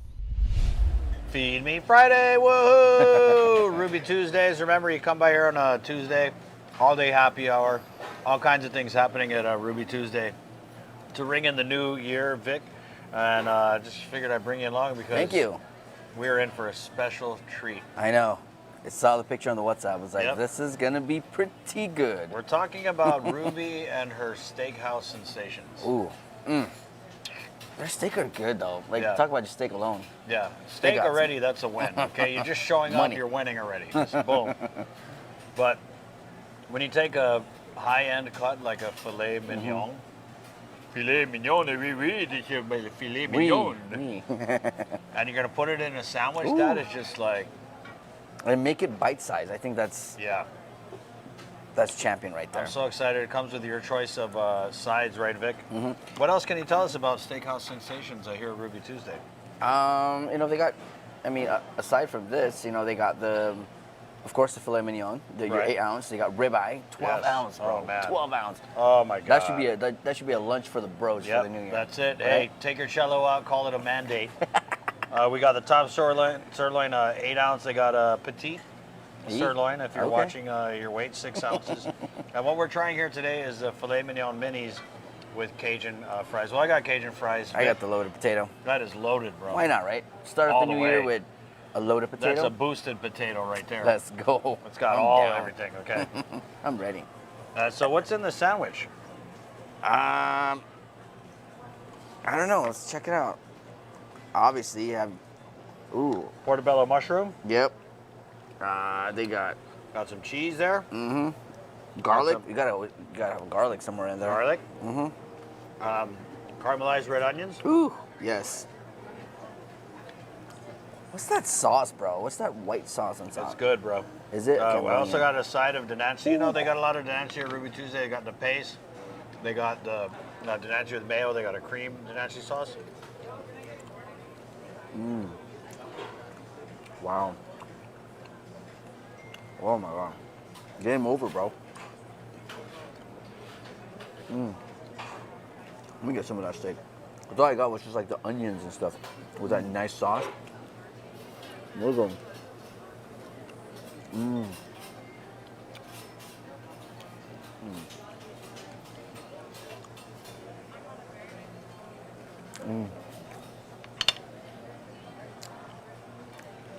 Do you think they chose the filet mignon because it just melts in your mouth? What? It takes a lot to shut me up. Ooh. This is crazy. By the way, we're drinking the Tropical Sunrise. It's fancy. It's grenadine and it's mango juice, pineapple juice. With mango bits. With mango bits. Okay, so filet mignon mini. Where do I start with this? Man, the Chris. bread.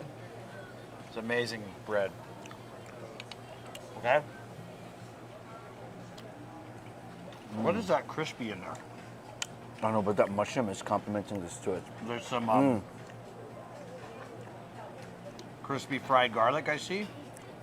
We have the caramelized red onion. Yeah, I think it is the garlic.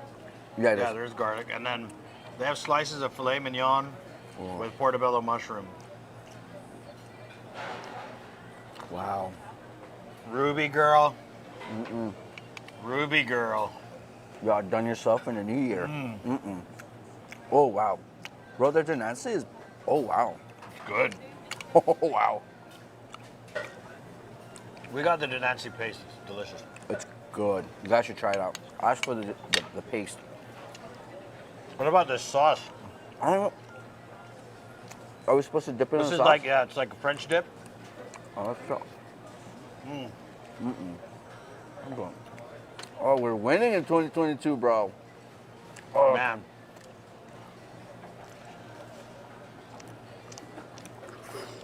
I worked out this morning, so I'm gonna have me some fries. Wow. Yeah. Oh. This is their Jew. It's like a beefy juice. I don't know how to explain it, but you basically dip your meat in there. And this okay, without the dip, this is wow. By itself. It's just wow. Whew. Wow. I mean, I've had filet mignon. I've had sandwiches, but I've never had a filet mignon sandwich. Mini sandwich. Mini. There actually is nothing mini about this. I mean, it's cut into 4 little like slidery size. But I mean, look at it's falling out all over the place. I've got big chunks of filet mignon in here. Let me just try that.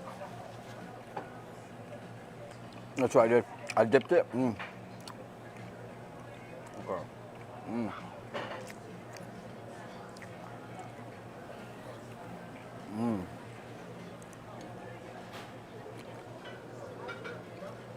Wow.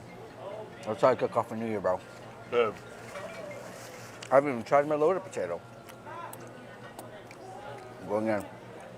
Vic, out of all the people that I brought to Ruby Tuesday to do Feed Me Fridays with, you are definitely one of them. Thank you, bro. It's always nice to be amongst that list, bro. This is awesome. It's Steakhouse Sensations. Ooh. They got all the steaks. I really recommend that you try this year, the filet mignon minis. Look at that. Ooh. And it's like, Get it. oh, minis. Watch my girlish figure. Don't be fooled, though. This is a lot of bang for your buck. No joke. How's it going with that potato? It's good, bro. Ruby Tuesday has always had the best. Loaded potato. Look at that. You got the cream cheese, you got the bacon. Grab some of that. Oh, look at that. Look at that. Oh, wow. Get it. You're lifting your restrictions, bro? Ugga. Well, nothing else to really say other than come to Ruby Tuesdays. You know, they got New Year Fresh Start with the salad bar. Filet mignon minis. Check out their Steakhouse Sensations. Check out some of these Cajun fries. How is that, though? Nice and seasoned? I'm going to go in, bro. Hell. There's a little, like, Cajun seasoning on there. Oh, wow. Brah. It's all right, huh? A little bit of that ranch. Have you tried Ruby's dressing? I don't think I've ever tried. You can tell she spent a lot of time on the ranch. Huh? Oh, yeah. Lancero, no? Cherry. That's it. Ruby Tuesday, Steakhouse Sensations. Victorious Filano, the One Micronesia podcast, the KUAM Digital Network. Thank you, Vic. No problem. Thanks, Chris. Thank you, guys. Hey, come on by. They got happy hour all day Tuesday. Get Ooh. you these filet mignon minis, okay? And tell them Chris and Vic sent you. Feed Me Fridays. Back to you, Link fam. It's Feed Me Fridays on The Link, brought to you by King's Restaurants, Ruby Tuesday, Guam, and Devondale. On Feed Me Fridays, always a blast, man. Try that out, Jay. The Steakhouse Sensations. They got a bunch of different meals, but that filet mignon mini was like, oh my god. I'm sure you took a pretty good nap after that too. It actually had to come back to work, but yeah, my motivation was definitely an issue that day. Let's go to the phones again. You guys always welcome here. 671-637-0094. We have a guy on the line who just came from the TGen Public Health COVID-19 testing site. Sir, what were you turned away, or what was the deal? Yeah, man, unfortunately, they're not accepting any more walk-ins. I was in line since 7:30, got up to like midway to the front around 9, and the guard just said no more walk-ins. They reached capacity, and then I asked what is capacity every day, and they just said they don't know. The boss just said no more walk-ins for today. Can you tell us a little bit about why you were going to get tested, sir? My other half was in contact with someone who told us they were positive last night, so we went to go get tested this morning. So you waited for nearly 3 hours only to be told that they can't help you. Yeah, pretty much. And then they said they said you can try, sir, to come back at 1, but even if you line up early, it's not guaranteed you'll be seen. They're only taking appointments at this time. How does that make you feel, man? It's pretty sad, man. Pretty sad, especially with everything going on, So just the way they didn't even make the cart. We were lined up ever since at the football field, and like they have their cart, but you just gotta wait till you get there to find out that you're getting it turned away. Yeah, I'm surprised they didn't come all the way down and like check every car and let them know, ahead of time. It's got to be frustrating, man. We're 2 years into this pandemic and still trying to figure out the basics, like getting people tested for the virus. Yeah, pretty much. It's a good thing they are open, but I just wish they were more, at least if they knew ahead of time that they're not going to accept walk-ins, just let everybody know instead of just waiting there all morning. Right? It wouldn't be hard to go down and be like, okay, who's here for a walk-in? You go ahead and walk out. Yeah, pretty much. I feel for you, man. So what are you going to do in the meantime? I think the medical advice is that you isolate if you came in close contact. I believe that's it. Yeah, pretty well. We're going to try, pray and try to go back up at, of course, way before 1 and hopefully get seen. How's it over there? Is it pretty crowded? Oh, yeah. So backed up. It's way past the football field. Yeah. It's like near that rental equipment spot now when I left. Let me ask you a question. Ask Dr. Hall when. Do you think we need more testing sites? For sure, Chris, for sure. It would just help out a lot. Well, be safe, man. And you know what? Thank you for doing your part. It's sad that they tell us to do our part, and when we do, they don't come through on their end. And it's frustrating, but just be safe, my friend. Thank you. You too, Chris. Okay. Stay safe, man. Right on. Oh, that's frustrating, man. So, yeah, walk-ins, according to that guy, no longer being accepted over at TGen, the public health testing site, really should be doing so much better.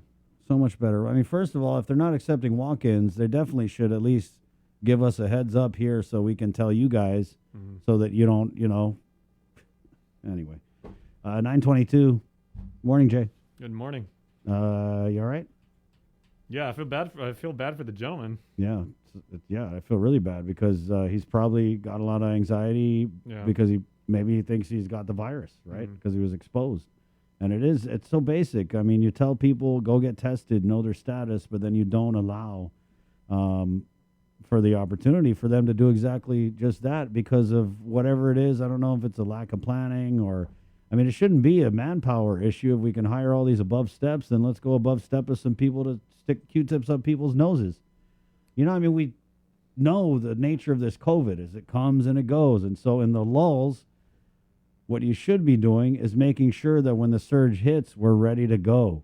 Not like the surge hits and then we're trying to figure it out, in the middle of the game. 924 Pacific Points, Cabo Enterprises, ITNE, and Jack in the Box. Let's take a quick break and come back with more of the link on this Friday morning. Mariana's Irrigation and Landscape Superstore. Stop on by and visit our showroom today. We offer everyday low prices on all major outdoor power equipment like bush cutters, chainsaw, power washer, generators, and more. Need service, repair, maintenance? Well, check out Guam's best superstore only at Mariana's Irrigation and Landscape, located in Barragata along Army Drive between Submarina and Besta Market. Call 735-7446 for more information. Now shipping to surrounding islands. Mariana's Irrigation and Landscape Superstore. Get the job done the right way by getting the right stuff at East West Rental Center. With years of experience helping builders, we definitely got what you need. Call 646-1463 or visit us in Upper Tumon. Open Monday to Saturday from 7 a.m. to 5 p.m. and on Sundays from 8 a.m. to 5 p.m. GU Self-Storage, conveniently located near the Harmon McDonald's. We offer affordable rates, online payments, and auto bill pay for your convenience. Plus gate access daily from 6 a.m. to 9 p.m. Call us today at 648-7867 for more information. Do you feel like you're missing out on something? Make life more rewarding with Pacific Points. Earn and redeem points for bill rebates and free load at ITNE, discounts on fuel at Shell, vouchers at Foodies, and United Mileage Plus miles. You can even pay with Pacific Points at ITNE, Shell, and Foodies. Pacific Points. Do more, get more. Say hello to the First Hawaiian Bank mobile app. Want a better look at your spending? With Money Map, you can automatically create budgets and manage where your money is going. Know when you have a green light or when it's time to slow down. Maybe cook more meals at home this week. Set your goals, track your progress, and find your way to exactly where you want to be. With Money Map from the First Hawaiian Bank mobile app. It all starts with yes. The relationship between Guam and Manila, Philippines is undeniable as we share similar cultural traditions, history, and heritage, with generations of Filipinos calling Guam home. KUAM presents a monthly look at the capital city featuring in-depth and engaging interviews on everything from medical tourism to new business and government leaders. Veteran newscaster Nestor Lecanto delivers Beyond Our Borders. This special program is brought to you by KFC and the Medical City, where patients are partners.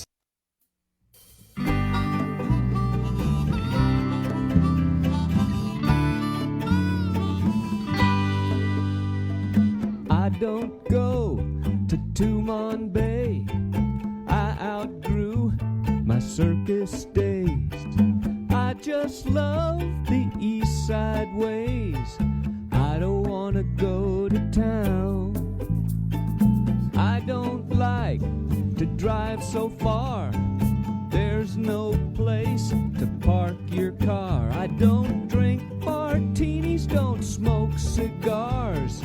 I don't wanna go to town, just feel the breeze and the sun.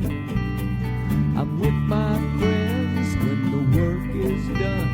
Relax in the shade. We're easy to please, we're hanging around and we're slowing way down. And we don't wanna go to town.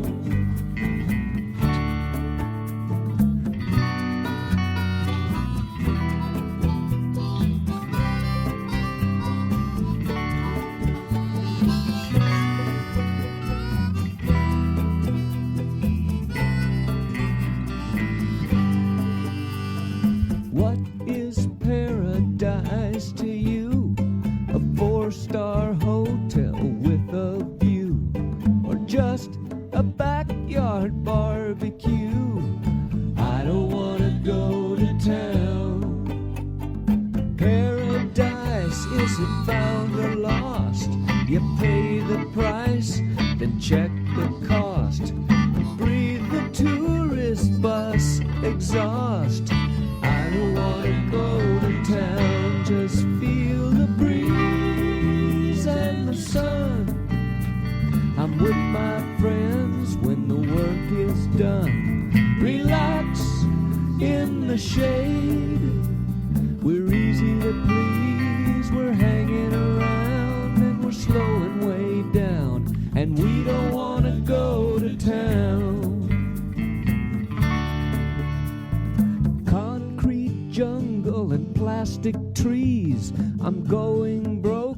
That's my buddy Mike Siegel, EPAN in the house. Don't want to go to town, 929 Friday. You know what we do on Fridays? We always give you a sneak peek of the One Micronesia podcast. It's one of our flagship podcasts on the KUAM Podcast Network, Jason.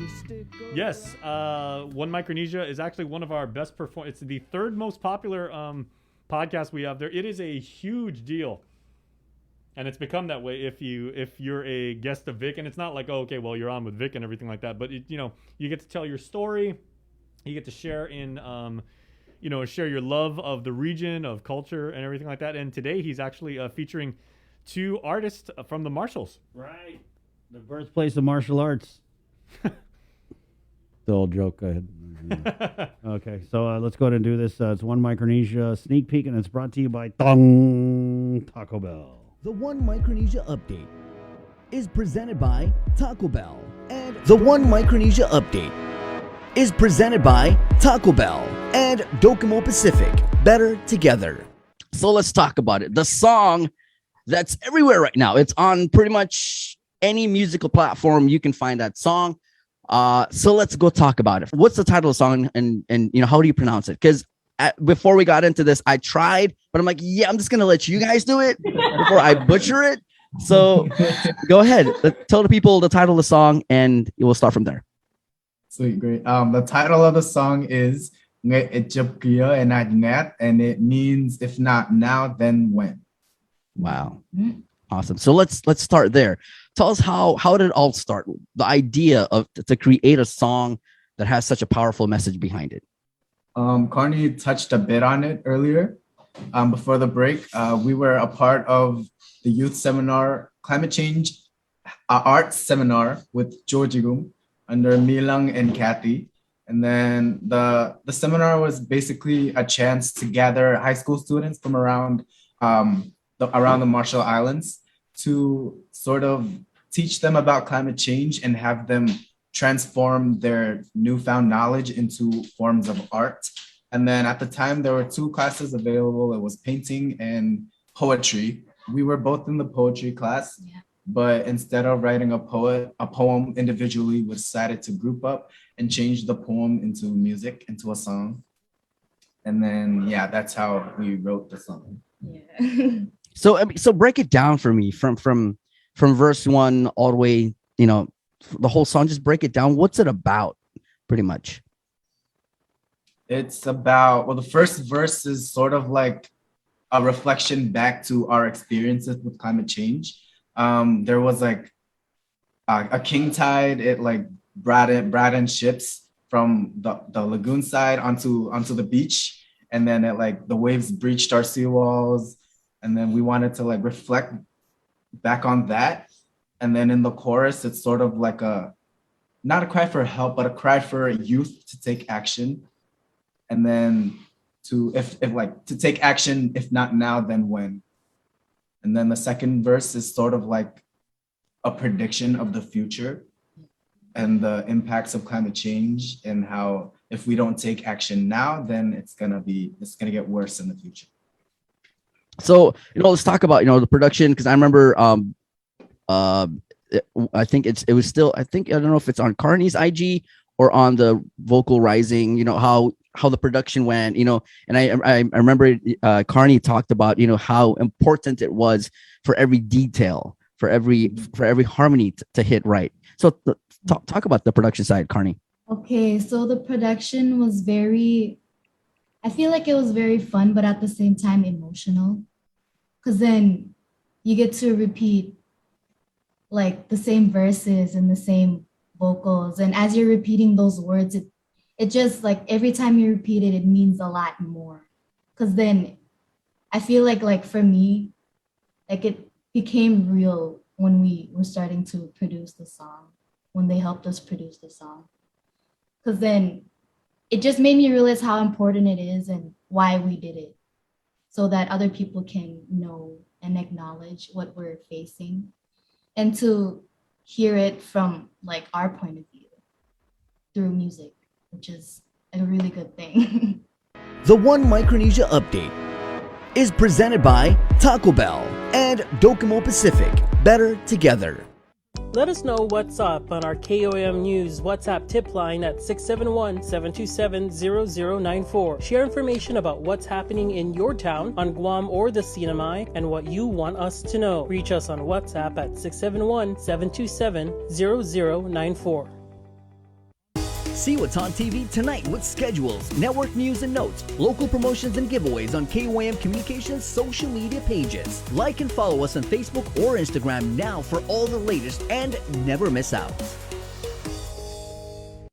The KUAM Podcast Network is back and on demand, featuring a great variety of podcasts from our island and region, including culture, lifestyle, awareness, crime, politics, commentary, comedy, and entertainment.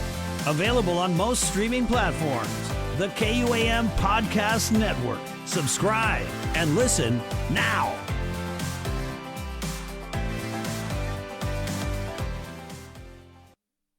On Breeze 93.9 FM.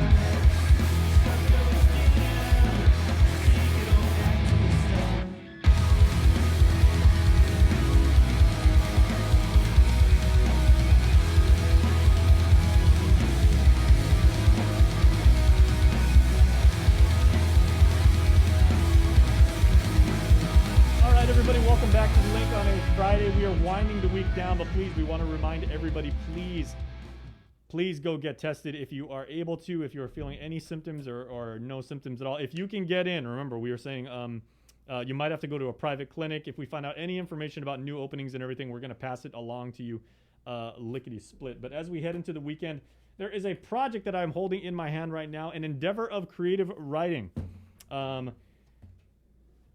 Leadership Journal of Micronesia. This features some of the most well-known some of the hallmarks, I would say, of our island's history. This spans multiple generations, and we have two of the gentlemen who actually worked on this project. Lorenz Junio, who wrote a passage on Father Duenas himself. So Lorenz, Hafaday, welcome to the show, and congratulations. That must be a tremendous honor, and also as an FD graduate yourself. Yes, it is. It was kind of a really good honor, pretty exciting, really, to be able to leave a continuing legacy for Father Duenas. All right. And of course, under the tutelage of Lieutenant Colonel Tom Anderson over at UOG, wearing green, like not just in a career, but for life.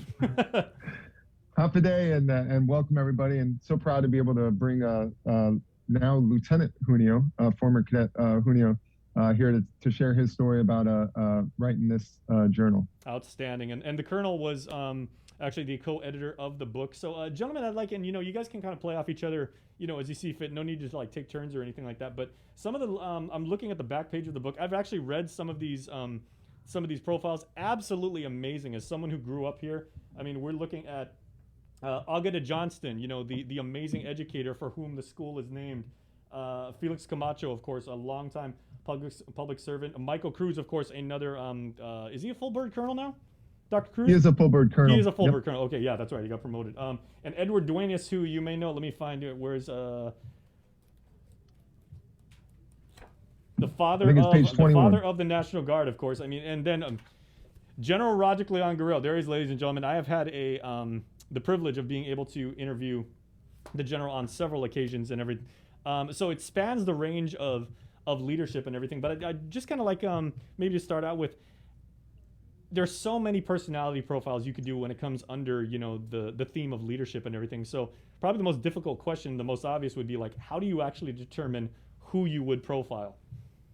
Well, actually, this whole project actually just came about as a result of an in-classroom assignment. So I tasked the students in our class, our seniors in the ROTC program, to choose one leader from history or contemporary life here in Guam or in Micronesia, and just pick that leader to investigate, to research, and then to ultimately profile. And it was only worth 10% of their grade, which was 100 points at the time. And it was, I didn't direct or guide the students in any way to pick a leader. It just really came out from what their interests were and who they had heard about before. And some of them, we actually went to the Micronesian Area Research Center, which is an incredible trove of history here, and it's actually on the campus of UOG. Sure. So we went there with the cadets, the librarian there, Miss Wa'i-Yima. She led all the students to kind of discover, look through all the different documents that they have, historical documents all the way back, about as far back as we could go historically here in the region. And the students they chose what leader inspired them, who they were interested in. And then, we gave them a requirement for a certain number of sources that they had to use and conduct interviews. And then this is ultimately what resulted. The students all chose their own historical or contemporary leader to profile. Mm-hmm. Lorenz, how do you, LT, I should say, how do you define leadership? And what do you think, as a product of this island and this community, what makes a good leader with Guamanian virtues? I think the beauty of our island is how we're so multicultural, right? We're all interconnected. It's like a family. And growing up, in particular, what I think is a good leader is developing yourself as a follower and then creating future leaders. I think that's the end goal for leadership, is making more leaders, essentially. Jason. Outstanding. Okay, I want to go back to the Colonel for this next piece, because one of the people that you profiled, someone who did serve, someone who, and that is kind of like the subtext of this chapter, Henry Officiar, a leader who made the ultimate prize, was a major in the Army. I knew Henry. We went to school together. I know his family very, very well. Really good guy. So, Colonel, what honor was that? Was that for you to be able to research and to be able to put that to paper? Yeah, so the essay on Henry St. Nicholas Officiar, that was an essay that actually I wrote. Once the students had chosen all the individuals they wanted to profile, I had been interested when I first got to the island to learn more about Henry St. Nicholas Officiar. This is my third year instructing and leading the program here at UOG. So when I first got to the island, obviously I'd heard about the Officiar Scholarship that the University of Guam offers strictly to ROTC cadets. So I wanted to learn more about it, because this was a scholarship that I was helping provide to our cadets.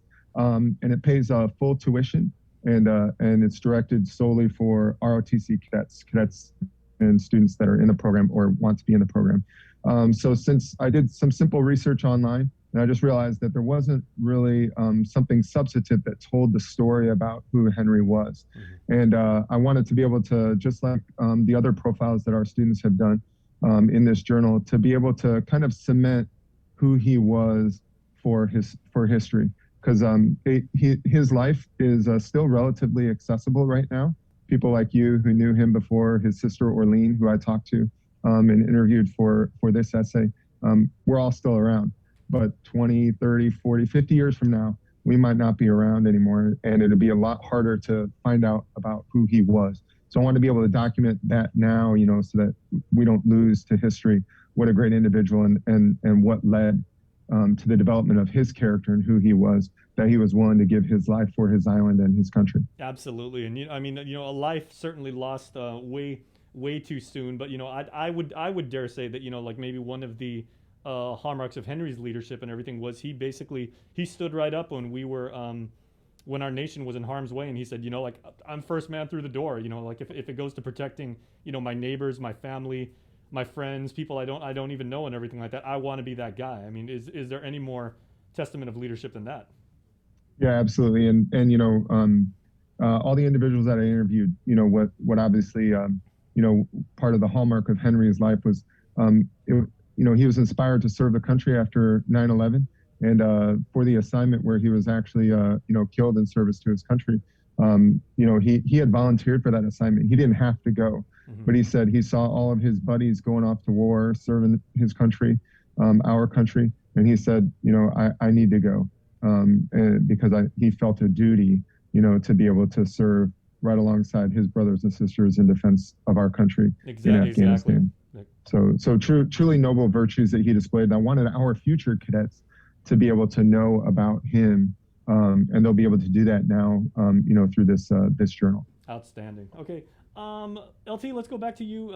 With your own piece and profiling, someone that so revered. Whether you're Chamorro, Filipino, different ethnicities that come and make Guam their home. Everybody understands who Father Duenas is and the significance and how substantial he is to our history and our culture and everything like that. What did you take away from really sitting down and trying to really deep dive into who he was? Well, Jason, as I did my research, right, being an alumni from Father Duenas, right, I wanted to continue more, to understand more about Father Duenas, right? We always had our memorials, and we discussed about him in school. But as I continued my research, I found that he really was a leader who was so caring for his island. Like our culture in our island is we're like a family, right? Our family-oriented culture. And what I highlighted from his leadership was he was always putting his people first. So the great takeaway I took from him was, at times of adversity, he would always push forward for his people, and that's something as leaders we should always push forward for our family, essentially, Jason. Beautifully said. Yeah, because it's never going to be easy, and a lot of people just think, okay, well, I want to be the leader, I want to be the boss, I want to be the man. Once I ascend to a certain level in whatever organization you're in and everything like that, it just gets easy. But I mean, it never gets easy. It only gets harder the more responsibility you take on. But that too is the result of leadership and everything like that. You want to be that person who says, give me the hard job. Exactly. And at the time, Father Duenas, he took that leadership responsibility, head on. There was a lot of stress going on during that time, but it pushed forward. And it just goes to show his strength and the strength that we should all have, the propensity to continue forth in difficulty, Now, so that's the takeaway, what I took away doing my research on Father Duenas. Well done. Okay, so, and I love how the fact that you use the word adversity, because one of the people who you profiled, of course, like a legend in Guam politics, the late Angel Santos. Someone who never shied away from controversy, but fought for what he believed in, with every breath in his body and everything like that. He basically said, and if what he was believing or what he was fighting for was not the popular opinion, he was going to give it his all, and he did. So what did you guys learn about Angel? Yeah, and for me to read the essay, it was written by a now lieutenant named Brennan Santos, and he's actually an engineer officer now in the Army. And it was great to see. Again, he chose to profile Angel Santos, and got to learn. I personally got to learn a lot more about Angel Santos. Listen to some of his speeches, and the way that he's even in such a short life, right? When we think, wow, he we lost him so early. The great leader that he was, for not just the region, not just for the island, but ultimately island people, have looked across the world to him as inspiration. Yeah, exactly. In terms of the adversity that he went through, and just the passion that he showed, for his island, for the people, and for the future generations. And that's one thing that I'm so excited about this journal, is that all of our cadets in our ROTC program are clearly future leaders. And that's what we train them. We train them in leadership. We believe that this ROTC program at UOG is the best leadership institution in all of Micronesia, right? So the cadets in our program are the future leaders for not just Guam, Micronesia, but also our country. And so I think it's so special that this particular project, we got to help them learn about leadership from great leaders from this region, which is the same thing they are poised to be, future leaders from Guam and Micronesia, impacting the region and our world. So it's great. I was just so inspired by everything they did. And certainly local cadets may not only be learning about these wonderful examples of proper leadership and fearlessness and having conviction to your beliefs, like all of the men and women featured in this journal, but also they'll probably think wow, I'm also related to that guy. That person's blood runs through my veins at some point and everything like that. That is my legacy. Yeah, and hopefully that inspires our cadets too, because the majority of the people that were profiled, their feet were on the same ground that their feet have been on, the last 4 years in our program. Exactly. All across Guam and looking just like them, trying to look to the future and say, what does it mean to be a leader, and what do I need to possess to be able to influence and inspire people to do great things for our island and our nation. Now, Colonel, I just want to ask you real quick, because you're a West Point man, right? Mm-hmm. And yep, I graduated from West I Point. do know from what I've read, I believe when cadets are taking leadership classes and combat tactics at West Point, they study the great military leaders of history.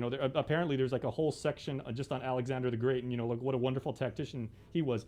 What will this journal, and it's of course volume 1, expected that there will be several more of these. What will this documentation be for our cadets going forward, to say the model that they can follow, and the footsteps that came before them, and some of the lessons, and maybe even honestly maybe some of the missteps that that these leaders took?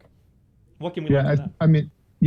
I think it's certainly actually today I'm going to drop off 2 copies to both the JFK library, the RFK library here on campus of UOG, as well as the Micronesian Area Research Center, because I think this is a great opportunity for us to create an artifact, that will tell these stories, for time to come, for ages to come. And I think just like, John F. Kennedy, wrote Profiles in Courage. Mm-hmm. And, also Theodore Roosevelt wrote a great compilation called Hero Tales.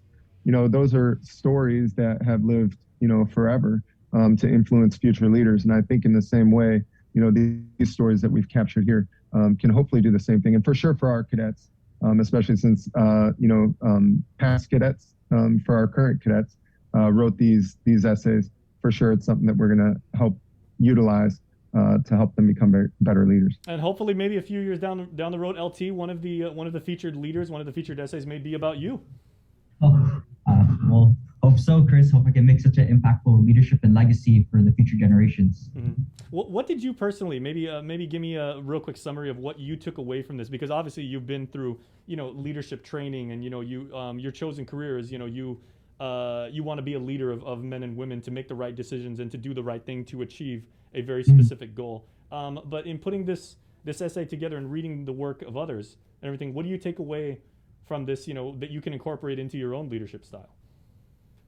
I guess the one takeaway, right, from all the many featured leaders is here at the ROTC program, right, they develop us and teach us transformational leadership skills.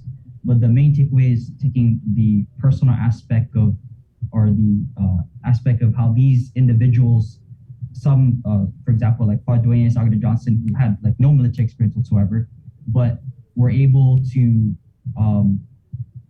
even despite facing adversity, they are able to continue. So I guess that's the main takeaway, that whether it be in the civilian or military side, it's just to keep having the courage to push forward. That's my main takeaway from the featured leaders from this journal. It's from what the rest of my predecessors and my peers in creating the book did. Well done. Well, my Army instructor when I was in ROTC, 4 best years of my life, told me the best example of a leader. You're not perfect. You're completely self-aware of your flaws, and you openly admit that, and you can always do better. Exactly. All right. Yes. So Colonel, we got some people on Facebook right now in the comments asking, okay, where can we get this? And because you said you're going to drop it off at the library in Mark, not really a real long hike for you, I would say, if you're over there at UOG. A little bit of a stroll, but people asking, can they actually find it online as well? Yep. So folks can just go to uogpress.com, and it's right there on the front page. Or you can just go into Google. I did it yesterday, and just type in Leadership Journal of Micronesia, and it'll take you right to the UOG Press page. It's $10 a copy, so we're not making much money on it. Just trying to get the stories out so that people can be inspired by the great leaders that have come from our region. I think there's no shipping. You can pick it up free from the UOG Press office here on the UOG campus. or they can ship to you just for an extra fee. And all that's online, like I said, at uogpress.com. Well done. Well, it's excellent work, Colonel and LT. Thank you guys for doing this, and for your team and putting this together. Very, very necessary work. And like I said, volume 1, and we hope the first of many more to come. Yes, thank you so much, and Biba UOG and Biba the Island of Guam. Biba UOG. All right, gentlemen, thank you so much. Stay safe. We wish you the best. Thank you. All right, sit tight, everybody. We are going to take a little break, but when we come back, we've got today's Cover Me song, so stay tuned. That's coming up next. Make it through the week.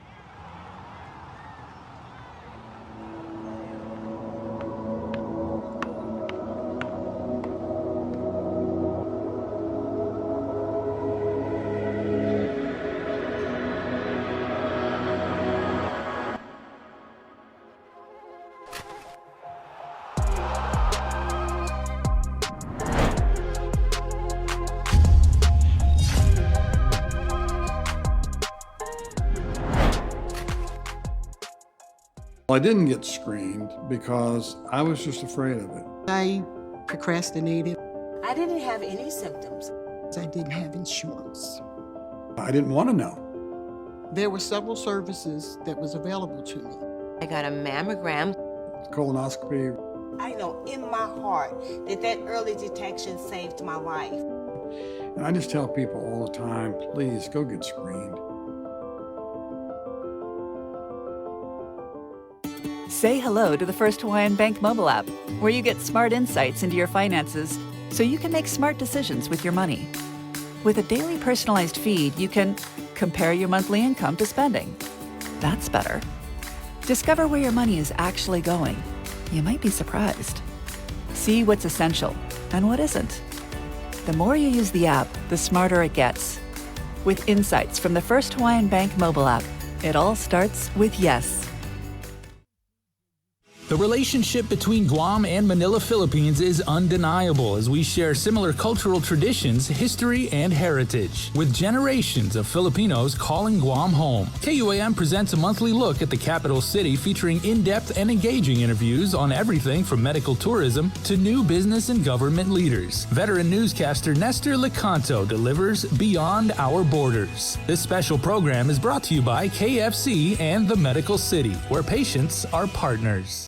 Do you feel like you're missing out on something? Make life more rewarding with Pacific Points. Earn and redeem points for bill rebates and free load at IT&E, discounts on fuel at Shell, vouchers at Foodies, and United Mileage Plus miles. You can even pay with Pacific Points at IT&E, Shell, and Foodies. Pacific Points. Do more, get more.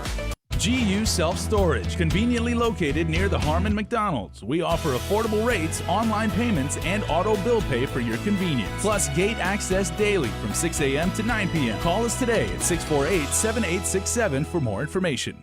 Get the job done the right way by getting the right stuff at East West Rental Center. With years of experience helping builders, we definitely got what you need. Call 646-1463 or visit us in Upper Tumon. Open Monday to Saturday from 7 a.m. to 5 p.m. and on Sundays from 8 a.m. to 5 p.m.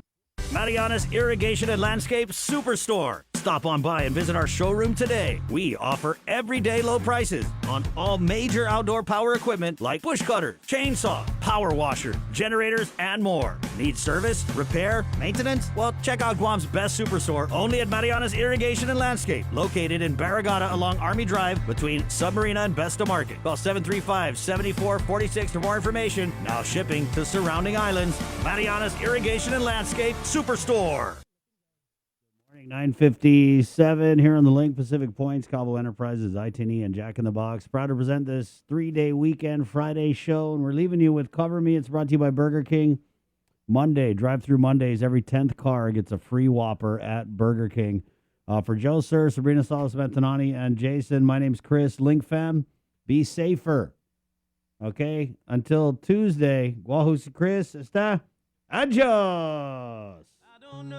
I don't know where I'm going, but I should know where I've been. Hanging on the promises and the songs of yesterday. Now I've made up my mind. I ain't wasting no more time. Here I go again. Here I go again.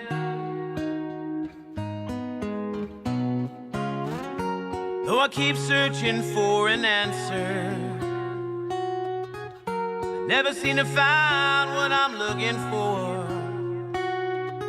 Oh Lord, I pray you give me strength to carry on. 'Cause I know what it means to walk along a lonely street of dreams. Here I go again on my own, going down the only road I've ever known. Like a drifter, I was born to walk alone. But I've made up my mind. I ain't wasting no more time. Just another heart in need of rescue, waiting on love's sweet charity. And I'm gonna hold on to the rest of my days, 'cause I know what it means. Walk along the lonely street of dreams. And here I go again on my own, going down the only road I've ever known. Like a drifter, I was born to walk alone. And I've made up my mind. I ain't wasting no more time. But here I go again. Here I go again. Here I go again. Here I go.